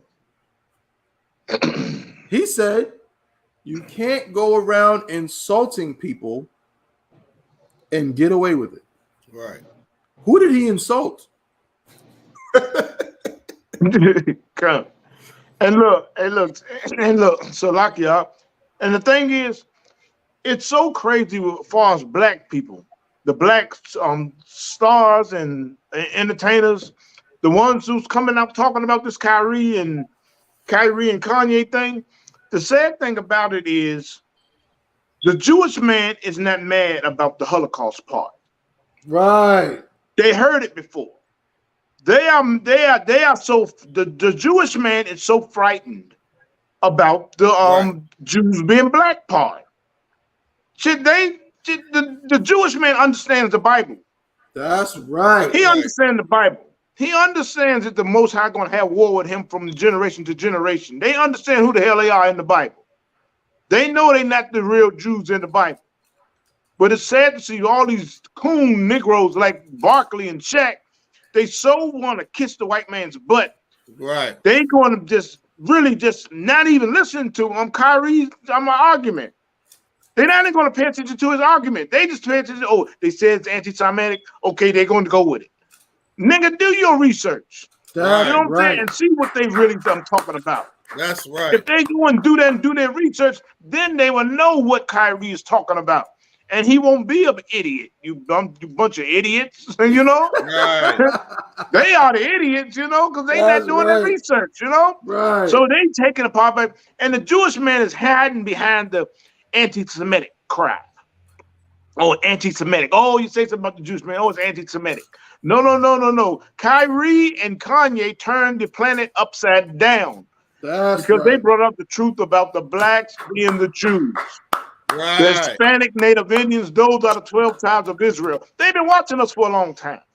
They've been watching us for a long time, but now it's like everybody, they looking at Kyrie and they mad at Kyrie and Kanye because why? They opened the doors for everybody to go and start really researching I.S.U.P.K. I.S.U.P.K. been saying this since 1969, saying the whites and the blacks are the Jews of the Bible. They say as long as nobody pay attention to us, it's good. Let them niggas keep on going holler that stuff. You know, they just come past and say Jewish men used to come past there. Businessmen, you know, ones that you won't even know are Jewish. They have come there and say, ha, that's just crazy. Oh, that's crazy. Yeah, they want to keep it like that. But now the superstar like Kanye and Kyrie comes out and says it. Now it turns the planet upside down.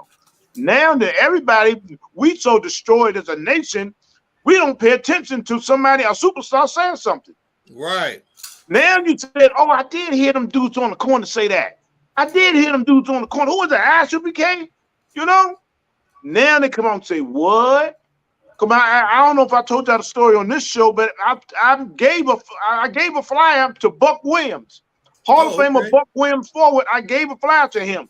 And the brother just lit up like a little kid at Christmas time and said, hey, I read about y'all. Hey, I've been watching y'all. They know who the hell we are. The Jewish man know who the hell we are too. The Jewish man knows who we are. And it's it's such a powerful topic. Because when you start saying the blacks are the Jews and Hispanics and Native Indians, they all one, they 12 tribes of Israel. When you start doing that, now the Jewish man Jewish man understand the Bible.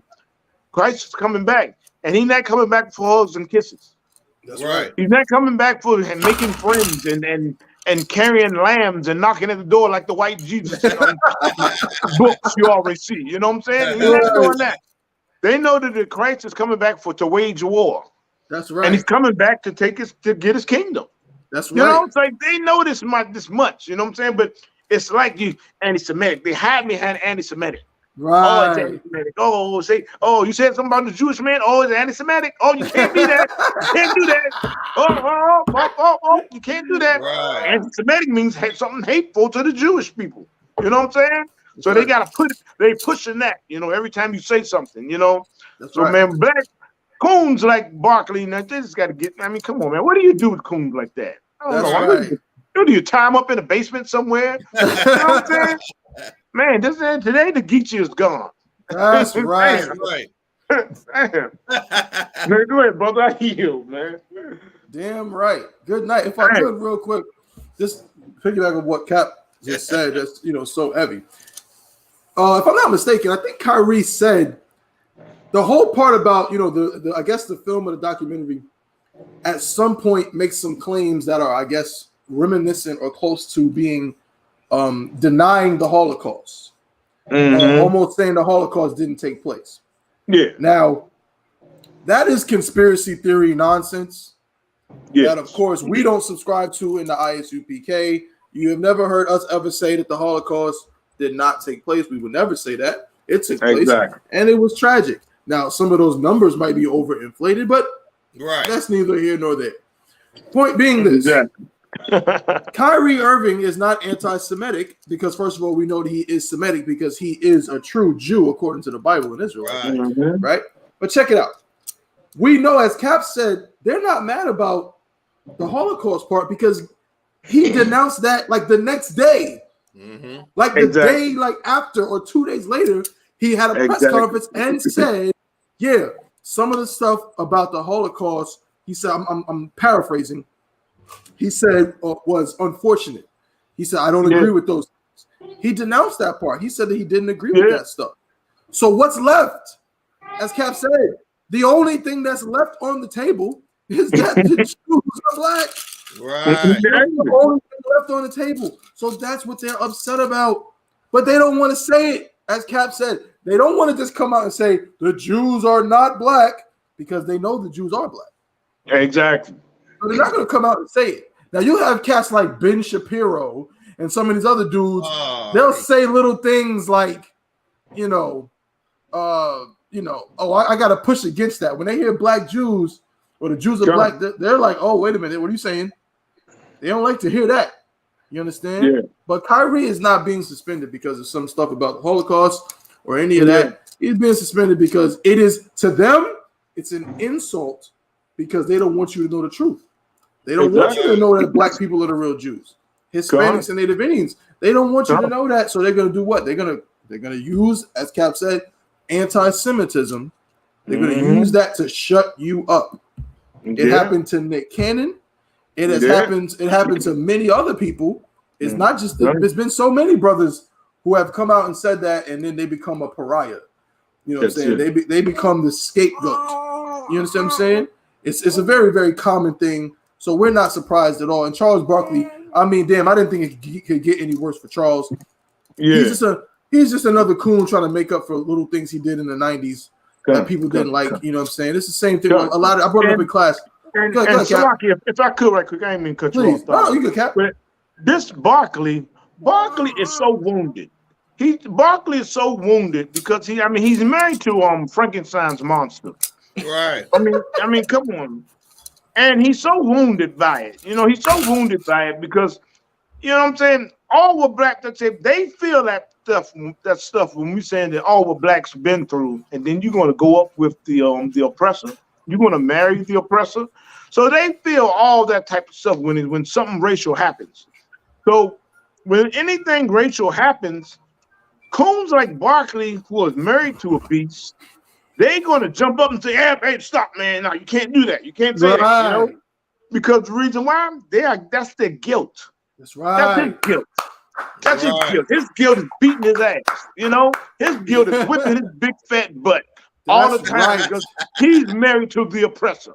You know, so he got to, I got to stop it. I got to stop it. Oh, no, I got to stop it. Paul Barkley, you're a clown. I mean, come on. That's right. Come on, he's a clown, you know? So he got to stop it. He got to jump in and try to just cover it up. Because everybody knows that he's married to Betty Sasquatch, you know? So, right. You know, I mean, we can't help it. You know what I'm saying? Barkley, I mean, he know his mistake he made. He knows his mistake is made. You know what I'm saying? You know, the scripture says shame is going to cover Esau. You know what I'm saying? Well, shame covers coons like him, too. That's right. You know? Let me get a better picture of him up here. You. Salaki, I'm going to get a better picture of Charles Barkley up here if I could, Baba Kashaf. Salaki, bear with me. There he goes. This is the real Charles. There's the real Chuck. That's him. That's the one. Look how happy he is. Son. Yeah. Yeah. Good Lord. Good Lord. So he had to jump and stop it every time. Anything racial, stop it. It's not right. Right. Because he's trying to cover up his own sins. He's trying to cover up his own guilt, you know? It's not right. It's not right you be racist. I'm married to Betty. You know? Good Lord. Salaki, real quick. And I want Kawal, yo, I'm not chime in. If I could. Well, I almost choked on my water. And I do mean some disrespect, but I don't mean to be mean. I guess I do mean to be a little bit mean, but check it out, bro. Imagine do you understand that Charles Barkley is probably, without question, he's definitely top 30 best players in the history of the NBA. Right. Skill-wise, might be top 15. I mean, the brother could play. Amazing. In his prime, before he became the round mound of rebound. Yeah. In his prime, he was, like you said, like amazing. Yeah, amazing. Yeah. And imagine, and guess what? And he also had kind of like charisma in a way. Like, you know, he had commercials. Yeah. You know, what's the commercial? Anything else would be uncivilized and all that crap he was doing. Yeah, come on. Stick or something like that. Yeah, word. Making all this money, dating celebrities. You know, he was the man. Mm-hmm. And could you imagine getting all of this money and being one of the premier black athletes in the history of this United States? And at the end of it all, you got to go home to this. A sea biscuit. What is that? A sea biscuit. Good grief. Good Lord. She look like a Buddha. Good Lord. Oh, man. Good night. That is Jack Nicholson. Right. What the hell is that? Good gracious. She looked like she fell into the stuff that turned Jack Nicholson into the Joker in the Batman in 1989.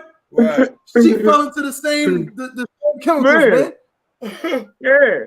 I mean, he actually has to. Yeah. So long as he actually has to go home to the Golden Bear. Yeah.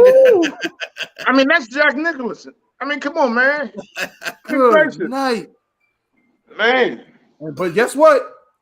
He's happy. Look at him. He's cheesing. Oh, brother ain't happy. That he in the sunken place. And Salakia, that's an old picture.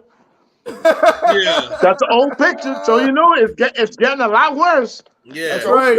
Good Lord. Good night. Good gracious. Dang. Frankenstein Jr. Good night. Well, Charles, you're a coon, brother. So yeah. You know. That's what I mean. But you know, some of these cats, they relish in it. They like that. I think Charles Barkley. I think he might have. He has like a nasty, weird, like hatred for Negroes, kind of. Oh, like, he remember he kissed Dick Bavetta in the mouth in 2007. He did what? Say that again. That was terrible. It was a referee. That was terrible. Yeah, a famous referee, oppressor. His name was Dick Bavetta. He called a bunch of games, bunch of playoff games, bunch of Michael Jordan games. Anyway, Dick Bavetta was an old man. He was like in his 80s or something. And it was a bet that Charles Barkley was so fat and slow that Dick Bavetta could beat him in a race. Yeah. So during halftime, I think it was like the Lakers and the Sacramento Kings or something, Charles Barkley raced Dick Bavetta, and Charles Barkley started running backwards and fell. It was a big joke, and he gets up and hugs and kisses Dick Bavetta in the mouth. Yeah, right in the mouth. Right in the lips. Lip to lip. Yeah, he did. Yeah. Right in the kisser. I mean, just right Yeah, there. yeah. And he had the biggest smile on his face. And I said, I watched that live, and I was like, and it was a silence that came over the house. I was like, are you watching what he just kissed this devil in the mouth? That's who he loves. Charles Barkley has that right there.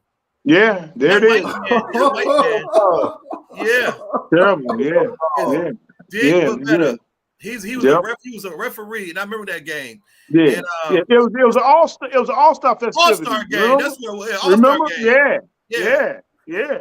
And I said, "What the hell?" And that's what he loves. He hates us though. Yeah. He loves them. And two, that's Charles Barkley. Yeah, and then two, that whole shaved face thing, man. It reminds me of people in the military. Like when I had a beard. Like when I first joined, I might have shaved my face a few times with one of them little bullcrap magic shave razors, but these bumps. But other than that, I got a profile and I rock some kind of low beard the whole time. Now you can just wear a beard in the Army with a profile, right? But back then, 10 years ago, it's that once you shave your face, like you buy into the system. Right. You need to see that shaves their face, that puts the effort in getting up and shaving their face every morning. They have bought into a system. And it's like, I'm not talking about the ones with patchy skin or have some kind of weird, in context.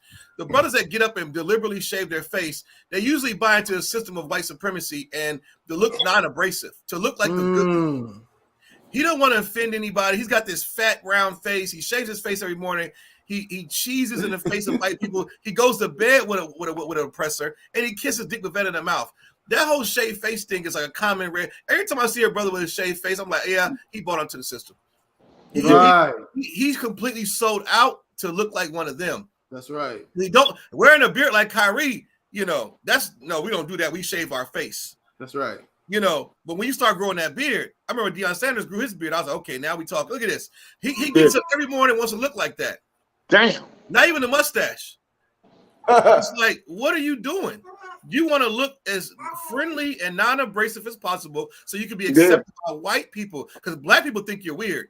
Right. When you shave your face like that around black people, we say you're a child molester, a murderer, or I don't trust no grown man without no facial hair, unless you just can't grow any.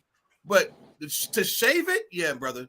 You kissing the so-called oppressor's butt every morning. When he wakes up, he has a picture, he just kisses it because that's what he worships. The sun of the morning. Charles Barkley is no different from the rest of these bastards, who speak against black people, their own people, and Hispanic people. They have nothing good to say. They always want to just worship and kiss the oppressor in the mouth, talk down about brothers, and they all shave their goddamn face, man. Right. It's the proof is in the pudding at this point. You can just look at the brother and tell. Yeah, come. Charles Barkley's from the South. I think Charles Barkley was molested. I can't prove it, but I think he has a special hatred for niggas because somebody down south, Uncle Charles in that back room at a cookout, somebody touched him. And I don't think black people defended him in that day because he had this real tough, angry. He played with such an edge, and most people who were molested, they box with an edge, or they play football, basketball with some edge, and usually they've been molested. Right. I think Charles Barkley hates niggas because somebody black in his family molested him, but he's too macho to talk about it. So he's going to go to the white side and defend white society. I can't prove that, but I think he's molested. He's from the South. He's from Leeds, Alabama. Oh, that's secret societies in the house. Uncle Charles done touched your mama, sister, that's the type of house right there. When the kids get missing, where them kids at? Don't let them go back there in that room with Charles. Right. That's the type of house that is. And I think Charles Barkley, he had to been touched before, man. He acts like he hates niggas. Word. Yeah, exactly. Now, I remember when we went to Houston for that Passover, man. I made the really ridiculous mistake of trying to drive, which I'll never do again. And I drove all the way to Houston and all the way back to North Carolina, and we had to go through Alabama. And it was a rare feeling because Just driving through, I'm like, I gotta get the hell out of this thing. I couldn't wait to get out. We stopped somewhere for food or something, and I was just like, nope, let's go. Let's go. So you remember we went to Alabama, man. Okay, we damn sure did go to Alabama. I forgot about that one. Yeah. We damn sure did go to What y'all Alabama. doing down there? We broke ground. We broke ground in was that Montgomery? Y'all Yeah.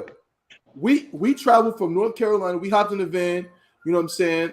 Shout out to Makataza. He was with us at the time. Word. And we traveled down to Alabama and broke ground. It was North Carolina, Tennessee, Alabama, Atlanta.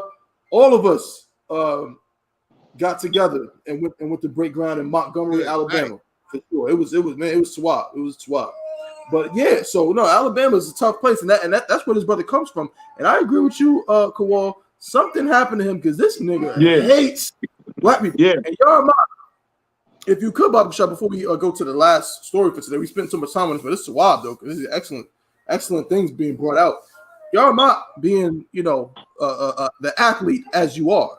Now, I know that you have had to, in the past few years, navigate being in the truth, being an officer, and of course being, an athlete in these schools. I know you have no problem with that. I know you solid pause and you gonna handle biz.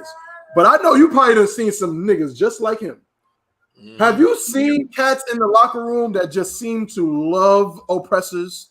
And it's like every chance they get, they have an affinity for oppressors that they don't have with their own people. Is that something you say you've experienced?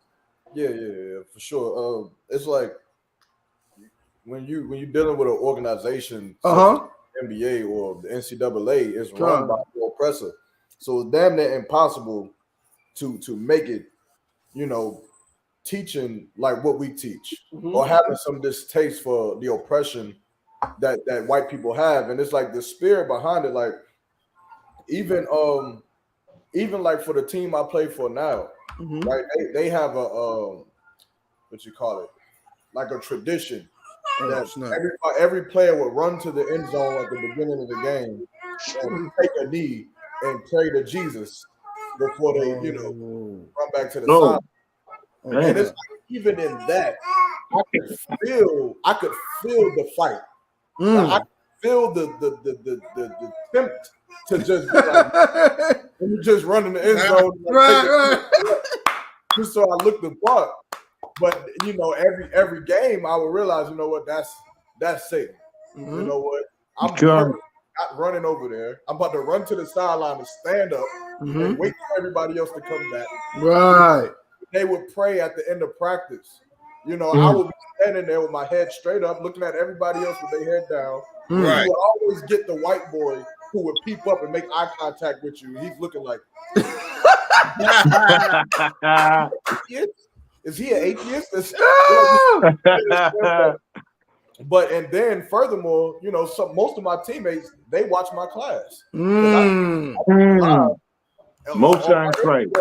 That's right. Salaki, if I could, let's not forget the brother has actually gotten brothers off the team into the class who are now troopers in the school. Yeah. Shout out to Trooper Hawan, who was on the team and is now a trooper in the I.S.U.P.K.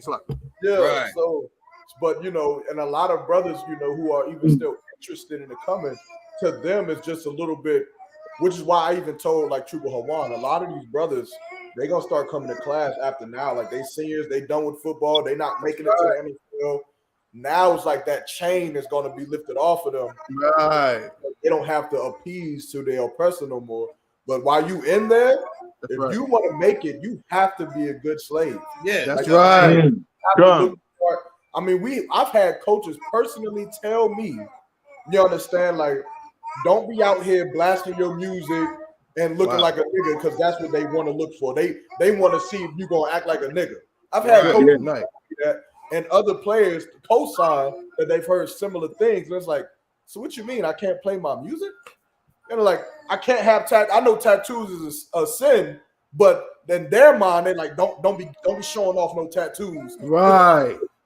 You understand? And it's like, man, that type of oppression will drive you mad, and it'll drive you to being a Charles Barkley. That's right. But I say one thing that Charles Barkley said that was correct in his career. He is not a role model. Yep, that's right. Yeah. He said it. So everybody should Charles Barkley. That's right. That's why he said it. So whatever he says should just go in one ear and out the other. That's right. That's Damn right. Most High in Christ. The water for that, brother. The water for the insight. I love all the insights that brothers have on this show. Most High in Christ. These brothers have lived real lives. You understand? And you know what I'm saying? And seen things and been around things that they can expound on. You know what I'm saying? And it makes it so much more, you can visualize and really understand what's happening from men who have experienced it. They're not just talking. Right. And I absolutely appreciate that. The water for that, YAHANNA. And if I could say something real quick too. This is random, but I got to say it based on what you just said. That's why I always hated that damn NBA rule. Remember when the NBA officially instituted that thing where you couldn't wear like do-rags and like baggy clothes in the NBA? Exactly. You know what I mean? And there was a lot of coons that was like, oh, that's a good thing. You know what I'm saying? Exactly. Nah, man, listen, they did that for the same reason why clubs be having dress codes. The dress code might as well say no niggas allowed. Because really what it is whatever niggas like to wear is what you cannot wear. And that's the same thing the NBA did. They did the same thing. They did. So it's not okay for brothers to dress like Allen Iverson when he had, baggy sweatpants, a do-rag, and a tall tee on. Right. You know what I'm saying? That's just too much. But brothers can come into the goddamn arena dressed like Russell Westbrook, looking like Ruby Rod from Fifth Element. Exactly. You can dress like that. You can wear skin-tight leather pants, you know what I mean? Or some leopard print stuff that looks crazy. That's okay. But you can't look like, like a strong black man. Go ahead, y'all. They could wear high heel 12-inch stilettos with a crop top. Right. And gloves on like they Kim Possible. Right. and be fine. That'll just be, laughed at. Right. You know what I'm saying? Now somebody tell me why. So I guess so hold on. Let me get this up on the screen if I could. Barbecue shot. So you can come to the arena, as YAHANNA just said. You can come to the arena dressed like this. Mm-hmm. Hold up. You can come to the arena dressed like this. Good night. Oh, come on, come to the arena dressed like this. How come Charles Barkley never called Russell Westbrook an idiot for this? Right. Yeah. Why are these NBA players that come to the arena in skirts and high heels before now you're gonna go play a manly game?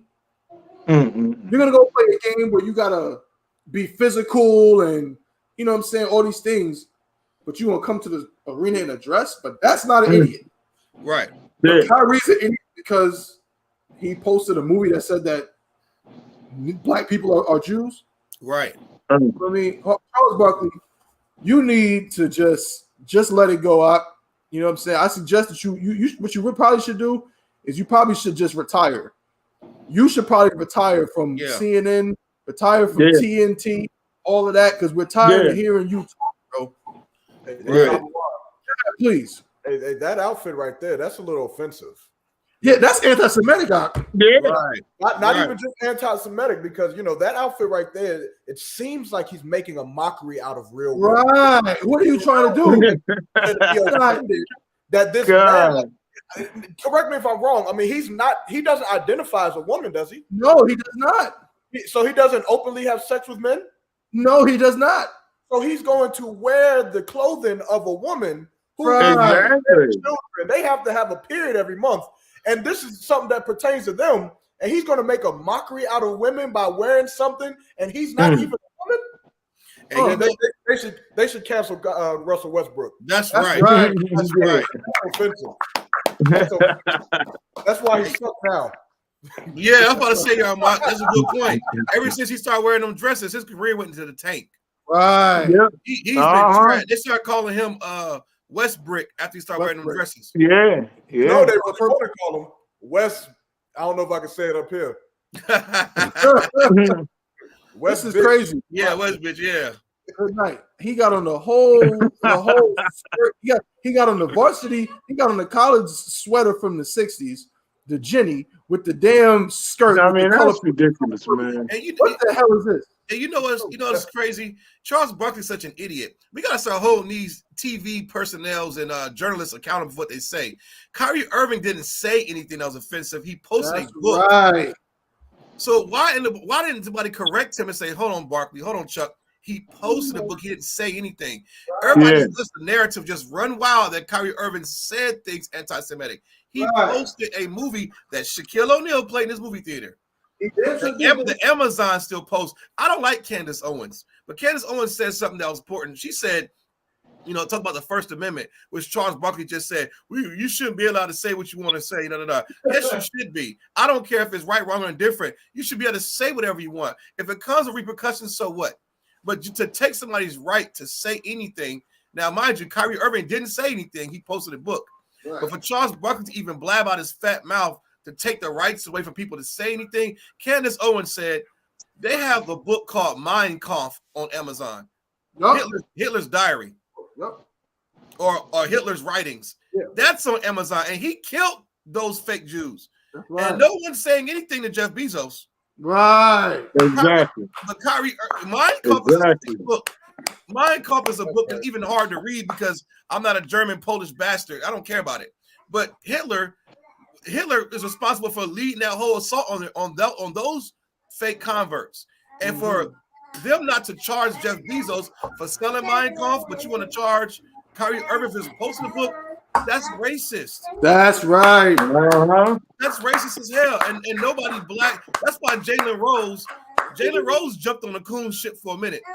That coon train got rolling. Jalen Rose jumped on it. But shout out to Black Twitter for holding these Negroes accountable and saying y'all should be on the side of Kyrie Irving. That's right. Because why are you going to? He's getting lynched publicly. Like Kevin Garnett said, he's saying Toby. Right. You're whipping him, and no one's saying a word about it. But now, when Black Twitter got a hold of it and I.S.U.P.K gets a hold of it, guess what? Now Jalen Rose is saying, I made a mistake. I shouldn't have came with my brother like that. That's right. Now Shannon's starting to ease up. Shannon Sharp with those big white cool teeth.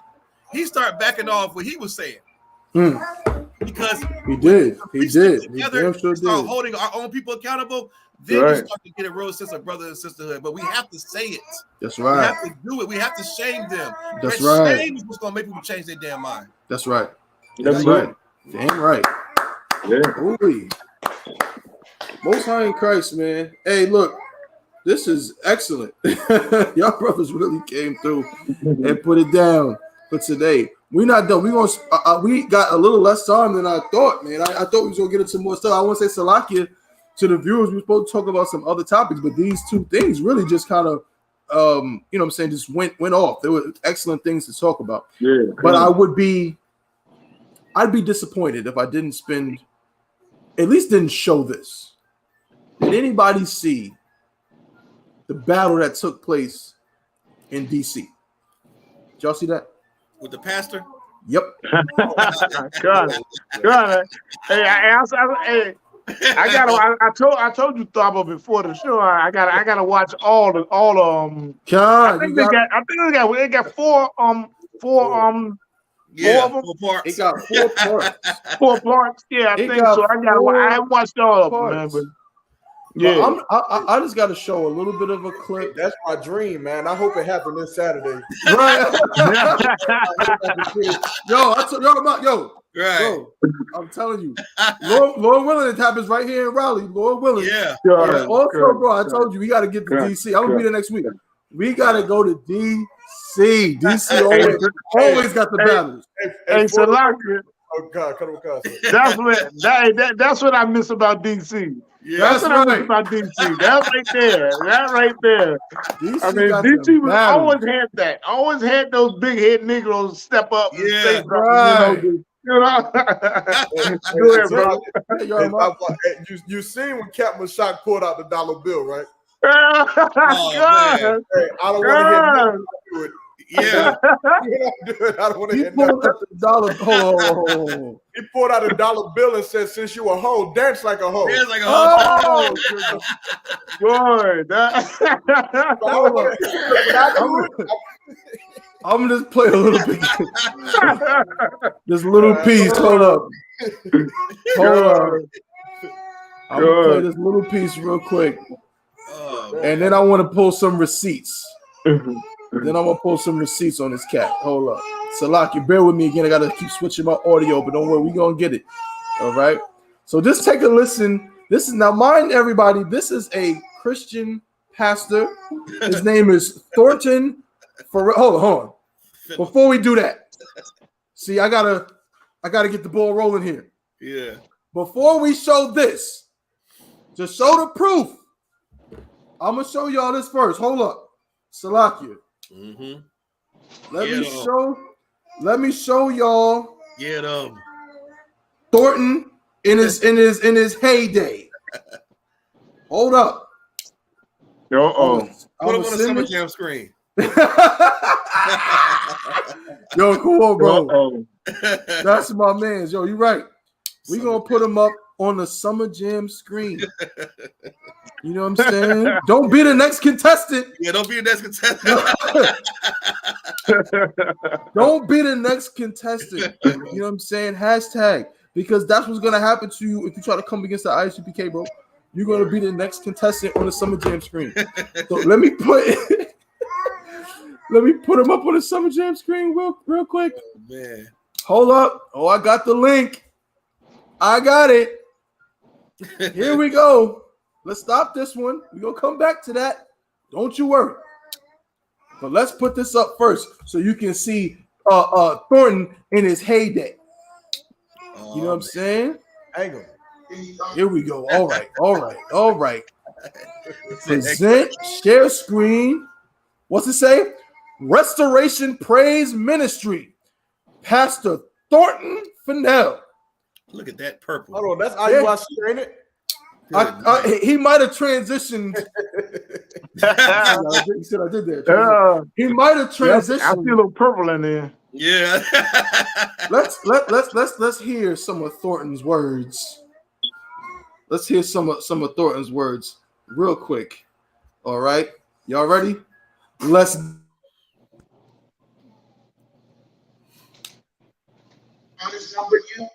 Number your kingdom and finish it to kill. You have been weighed in the balances and found wanting. Parents, which is really up in your kingdom has been divided and given to the Medes and the Persians. It's going to make sense to you in a moment. Then Belshazzar gave a command, and then they gave Daniel all of the things that they said they were going to give him because he was able to interpret the dream of Belshazzar. They gave him a chain of gold around his neck, and he made a proclamation. I hate these niggas. The water in the house. When he balances something, there has got to be an equal distribution. In other words, God has said, I'm going to bless you when you're even. In other words, when you got your mind stayed on him, you're not looking to the left, you're not looking to the right, you got your focus on, you got your steadiness on, and you're seeking God.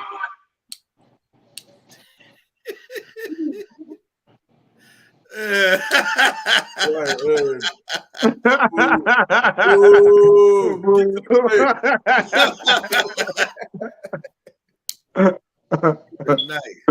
heard them, man.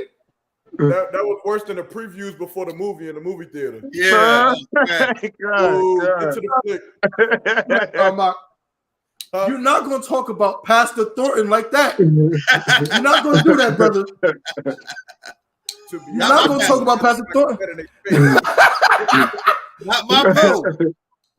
You seen it live. You seen him and God and all of this, right? Well, that was some time ago.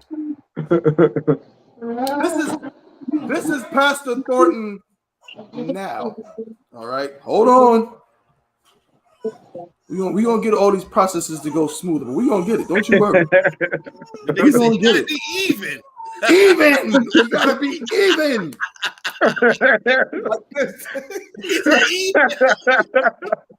So, this is Pastor. Remember, he's from Maryland. This is Pastor Thornton now. He walked past the brothers in the I.S.U.P.K, the hate group. Right. That's what they call us, right, Kawal? That's right. They say we are a hate group. You're so damn violent. You're so damn angry. That's what they say about us.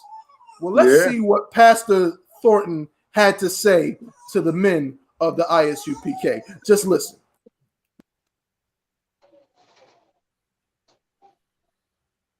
Say it again. Choke you. Why? Because you spewing hate. I choke your big ass. Hey, help me from my neck to my ass. You a man. Help me from my neck to my ass. What the hell is you on? Me and you on. So wait, why you mad? Why you mad? Because you freaking hate my people. Fuck you. So you're a hater.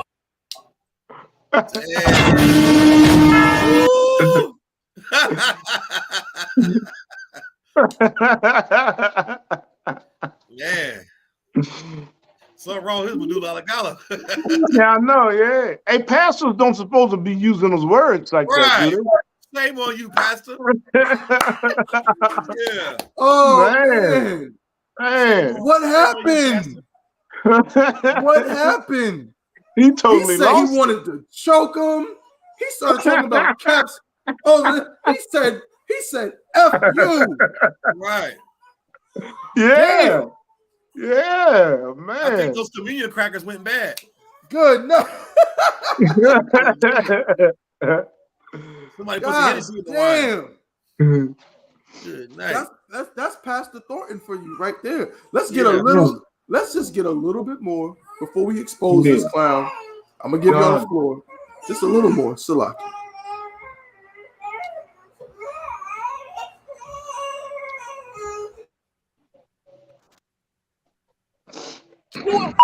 Man, you a closet homo. How it move from a neck to how is you on? Me and you one-on-one. So wait, why you mad? Why you mad? Fuck you, because you freaking hate my people. Fuck you. So you're a hater. You're a false prophet. So wait, what's the hate I'm preaching? So what's the hate I'm preaching? I ain't listening to you, man. What's the hate? What's the hate I'm preaching? Huh? Read them. Okay. John chapter 3, verse 14. And Moses lifted up the serpent in the wilderness. Even so much the Son of Man lifted up. He lifted up. Verse 15. All right, preacher. I'm gonna give you one. Oh, tell him that. I don't feel Listen, don't talk up here. Don't talk up here. Yeah, he gonna listen. He gonna listen. Preacher man, Mr. Preacher man, Mr. Preacher man. What do you think about John 3:16? What do you think about John 3:16? Huh? Huh? Good night. Woo. Good gracious.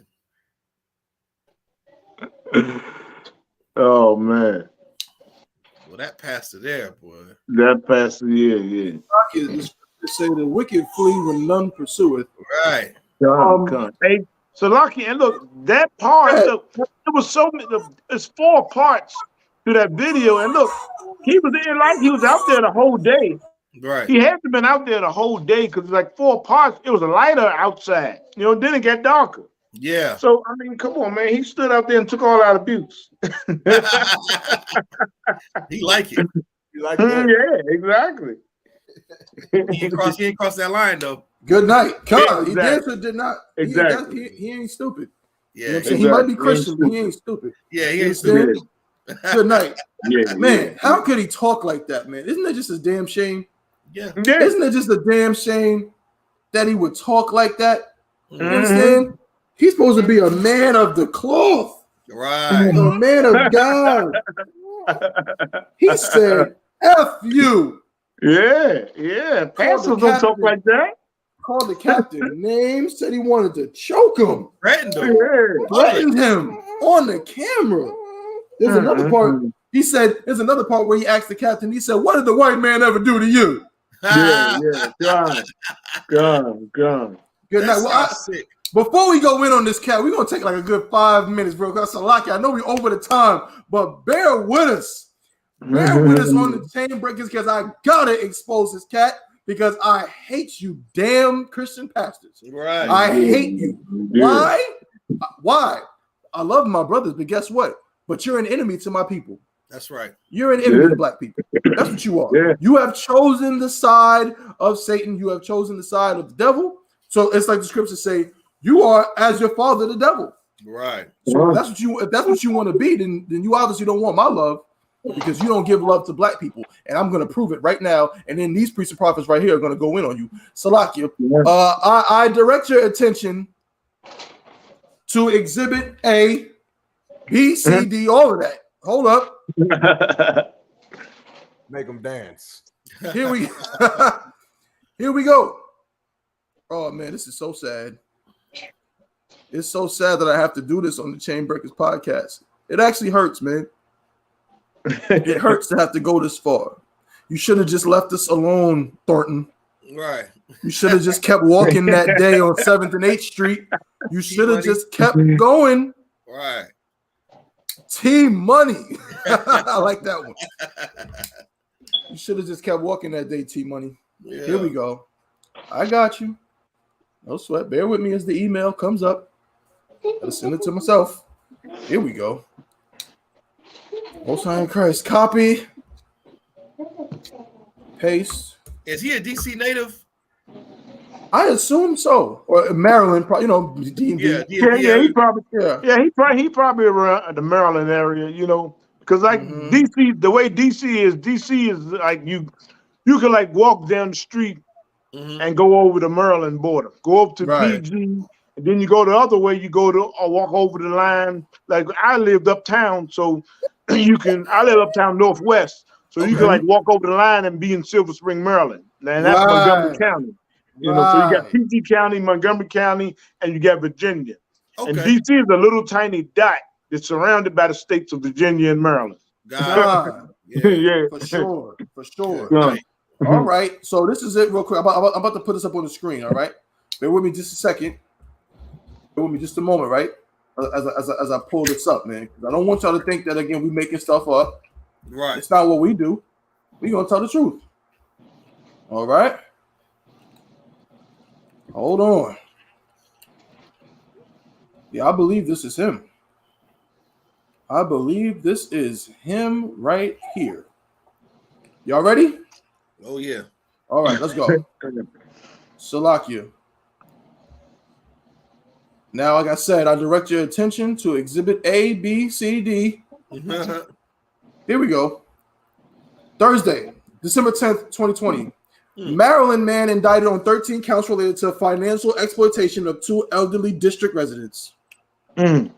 Washington, Thornton Fennell, 56, was indicted on October 26, 2020, and arrested on December 5th, 2020 on charges involving the financial exploitation of 2 elderly district residents.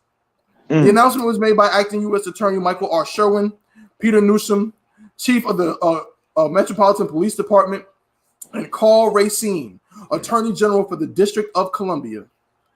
The indictment charged Fennell with 3 counts of financial exploitation of an elderly person and 10 counts of first-degree theft of a senior citizen. The charges involve fraudulently obtaining funds from 2 different elderly victims, as well as using intimidation, deception, and undue influence to cause an elderly victim to take on a reverse mortgage for the benefit of another person.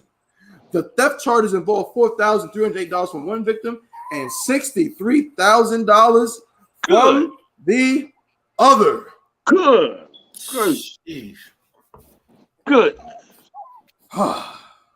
The indictment is merely a finding of probable cause by the grand jury. All criminal defendants are presumed innocent until proven guilty. Now I see why you wanted to fight Captain Mashak. Yeah. Now I see why you're so violent. Yeah. It all makes sense now. Come. It all makes sense. Come. It all makes sense why you so damn angry. Because what you really are is a criminal. Yeah. That's really what you are. You're really a criminal.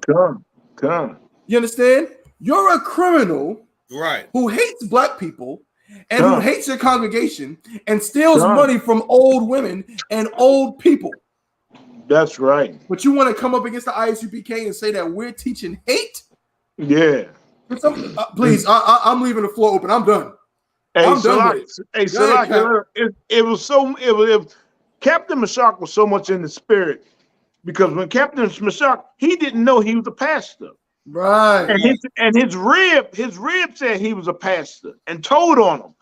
And then Captain Mashak was so much in the spirit that he just automatic. It was like a switch turned on when you watch the video. It was like a switch turned on when he said, "Oh, you a pastor? Oh, good Lord." And Captain Mashak just started laying on him. And that's the spirit of the Most High. And that's what he needed. Because, I mean, come on, everybody to know what a pastor is about.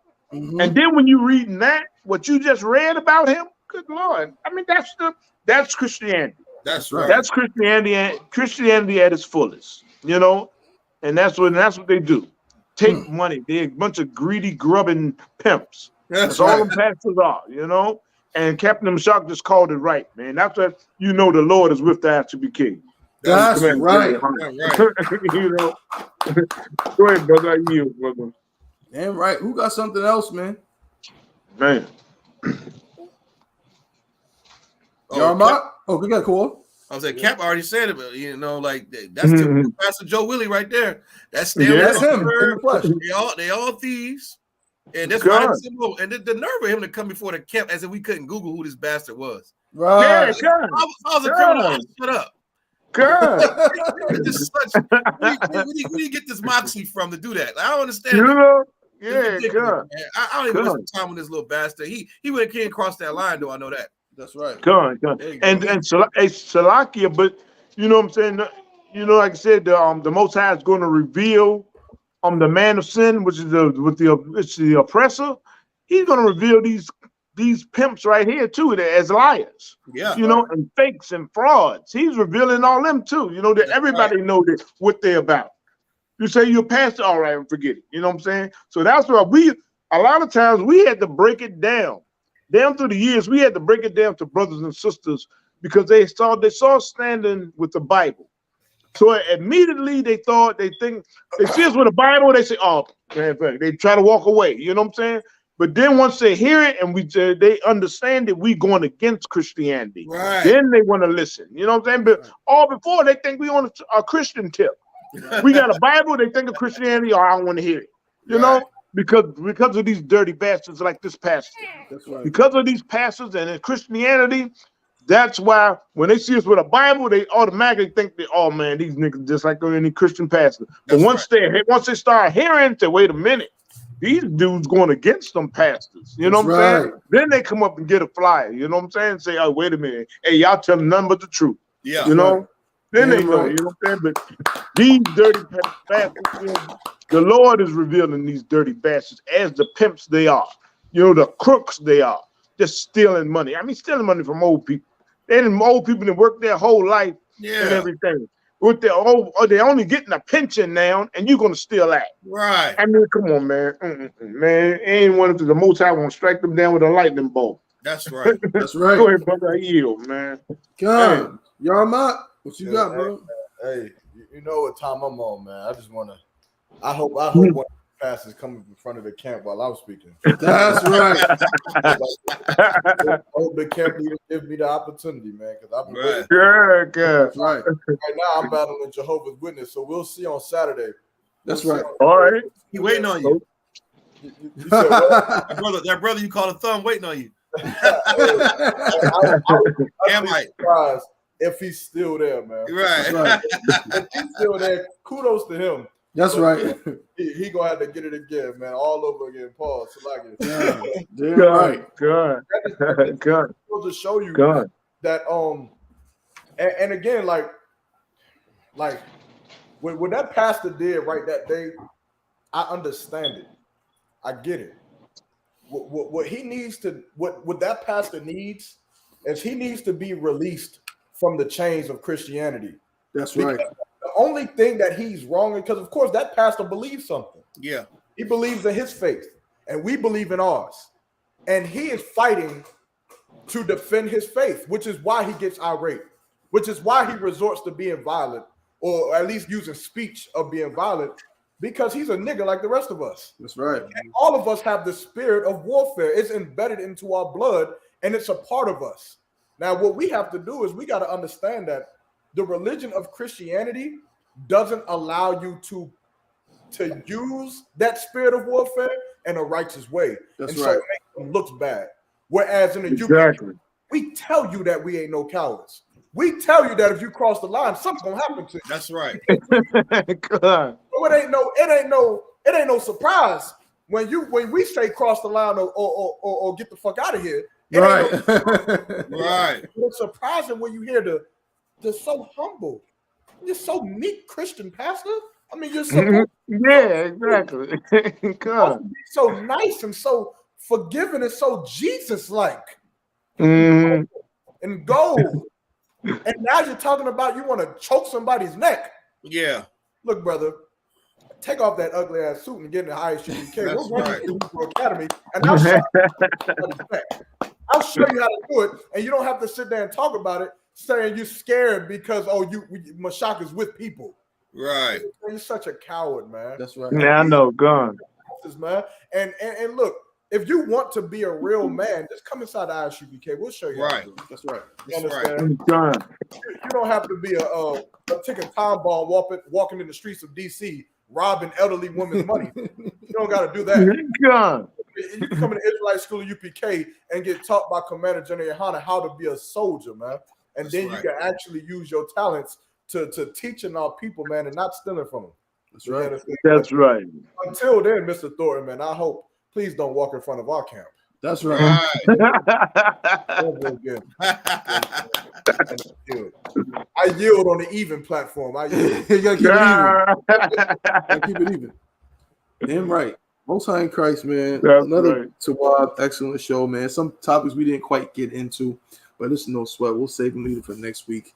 You know what I'm saying? Or some other time. Man, let me just do a quick roll call, man. Shout out to Officer Yanazar. Shout out to Officer Maya Shaw. Shout out to the sister Kazak Wana. Shout out to, I don't know who the hell that is. Shout out to Officer Sadat. What's going on, bro? How about you? Shout out to the sister Jay. Shalom, Yahweh Shema, the Thaba Shemel Shah. You understand? Another episode of the Chainbreakers podcast in the books. You know what I'm saying? We've done it again. The water to captain of 10,000 year Garwap. The water to officer. That's right. The water to officer 500 yard mark. Our cohorts. We're going to continue to do this thing. You know what I'm saying? Get better, get bigger with this podcast, with this show. You know what I'm saying? So we need all y'all support, all your help. Make sure you like, share, and subscribe to the page, all the different channels as well, other channels as well. Buddha for Shut Up, Black Watch, Crossing Line Radio, One West Radio. I'm saying Ask You the Prophets. Oh, what's the one in Delaware? Oh man. Captain Aria. What's radio? You talking about something radio? I forget. Damn it! All of that. Yeah.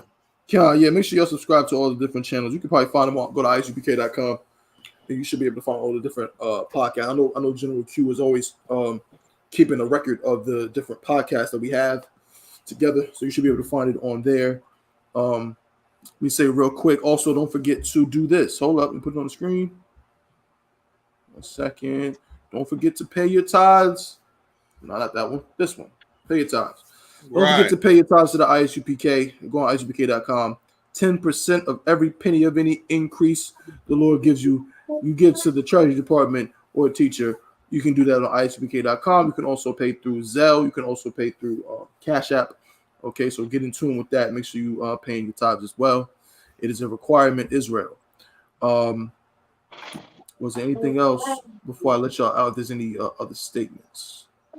Also, the contest for the logo, we shifted our focus on that, shifted it around. I wanted to have it ready for you today, but I'll say this: the logo has been created. The logo has been created right now. It is currently under a state of revision. Some revisions had to be made, so I'm not going to expose the logo until it is ready, until it is how I want it, how we want it. So when we come together and deliberate on it, we will give an official reveal. So yes, logo is ready, or not ready, but excuse me, it's been created, but it needs to kind of go through some more changes before we actually reveal that. So be on the lookout for that next week, Lord willing. But other than that, man, that's all we got, man. Another excellent episode of the Chain Breakers podcast. If there's anybody that wanted to bring out anything before we close it out, Cap? Nah. Come on. Good show, man. Nah, good show. The water to you, brothers. Lord willing, we do it again next week. Yeah, right. You are up? You're a Christian pastor, don't walk in front of the camp. Or better yet, do walk in front of the camp. If y'all not trying to use reverse psychology, you actually. But no sweat, man. Hey, damn right. That's what it is, man. The water for tuning in. We'll see y'all again next week. Same time, same place. Okay, so what I'm gonna do is I'm gonna go ahead and let these brothers go. I'm gonna play a promo for the West Coast Cookout and a song, and that'll be that. So what we'll say to the brothers, we'll say Shalom. Yahweh Shem, Yahweh Shabrak Thumb. And to the sisters, we say Shalom, Yahweh Shema Al Thun, Ba'Shem Yahweh Shah. All right. I'm gonna let these brothers go, man. We're gonna get rocking with this promo, all right? Salakia, bear with me just a moment. Yeah.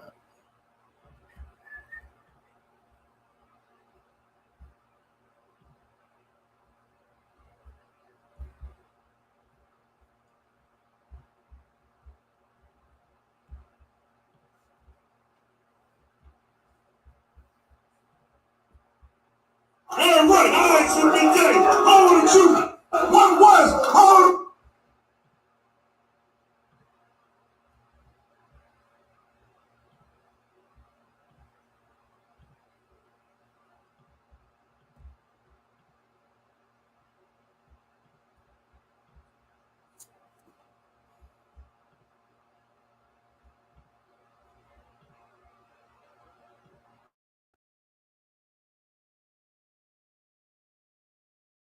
And right, I.S.U.P.K, hold the truth. What was hold New York, 125th Street. That's what we do. What's the one West? If I could train a dragon, I could dance with tame a lion. Any climate, and I'm shining like a diamond out of Zion. Mr. What's going on with you, man? Priest and Captain Gadar, Offset 1, man. Listen, inviting you to our West Coast barbecue. You know, every year we having a barbecue on the West Coast, man. Can't wait to see y'all from all over the country pulling up in Las Vegas. It's going to be a blast again. If anyone been to Las Vegas, you know it's a good time. You get what I'm saying? We're going to have a good time again. You know what I mean? Big things go on. Parties, barbecues. I know y'all like to gamble. We're going to gamble a little bit too, man. And drink good liquor. You know what I mean? Most important thing, community YAHANNA is going to be in the building, so you got to show up. If you're on the West Coast, man, in any surrounding areas, and when I say surrounding areas, I mean everywhere across America, pull up, man. You know what I mean? The head of the nation, Israel, going to be there, man, with his solid generals, man. General Muhammad, General Mayat, you know what I'm saying? General Hazayan, General Katham Gabar, General Aya Shawamar, General Q, General Kabbalah, you know, General Q going to be in the building. So, you know, we cannot wait to see y'all, man. You know what I mean? So pull up December 1st through the 4th. It's going to be a blast of the weekend. We have a good time, man. I'm going to be there.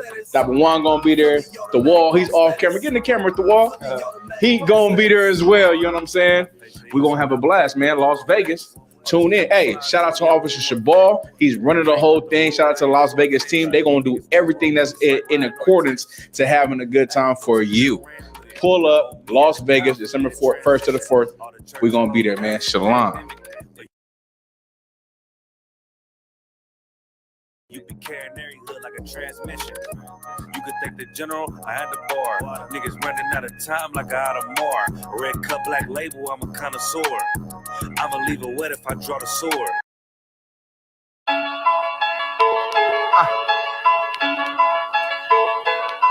From Westworld. Let's get it. Gon' be sure, tell them make sure. If not, we gon' make more. Clips say it hold 20, but I think it could take more. Grab a stick, fire on your camp, we gon' make s'mores. I ain't satisfied with my spot, then I'ma take yours. No matter how many roadblocks in my way, I'ma break forward. This path I'm on is so damn narrow, I just stay forward. Put them on my plate, I'm never full, I just ate more. Put them on my plate, I'm never full, give me 8 more.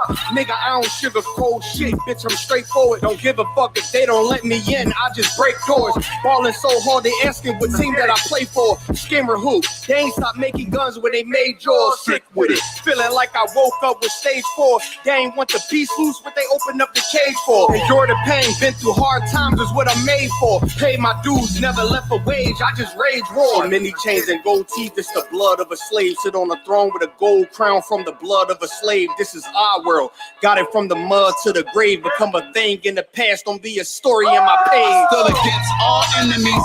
In high school, you was the man that's lost memory shit. Lost energy, never lost my energy. Never lose control, never losing, dog, I plan to keep. You lose your mind where I'm from, I ain't talking from what you see. I never lost soul, losing time, wasting steady pacing. You off track, I'm on that. You pray to God, hoping he can save you. But the power about war, and that's a different angle. This another lost cause, and I'm just adding to the list. They not seeing me for that reason. Got a flash on the grip. Nigga, big priest. They gon' judge me by my increase. And I'ma keep stepping in these joys to the increase. Just got off the phone with Jacob, and he said it's time to shine. Certified, blue dot, put it on you, now you verified. One West world, bigger than World War III. Do not sleep, it's not cheap, and it's still top 3. So many chains and gold teeth, it's the blood of a slave. Sit on a throne with a gold crown from the blood of a slave. This is our world, got it from the mud to the grave. Become a thing in the past, don't be a story in my page. Came on boats and then chains, so when I get rich, I'ma grab a boat and 10 chains with 12 ribs from each tribe. And each rib gonna have at least 3 kids. Yeah, I'ma have the deep squad. Been rapping since knee high, now a nigga shack size. Spit that holy fire, when you hear it, you get baptized. One West world, yeah, you niggas know the logo. And I'ma bust it down so the haters see the globe. Let's have a feast, let's shine on our enemies. Right in their face, let's blind all our enemies. Cause now we have, but we come from half not. Throw that cash on the ground, my nigga, let's cast lots. I started from the bottom, birthed out of mud, raised by gangsters, turned out a thug. I ain't give a fuck, burnt out I was, from hitting licks in and out and selling nicks in the drop. So many chains and gold teeth, it's the blood of a slave. Sit on a throne with a gold crown from the blood of a slave. This is our world, got it from the mud to the grave. Become a thing in the past, don't be a story in my page.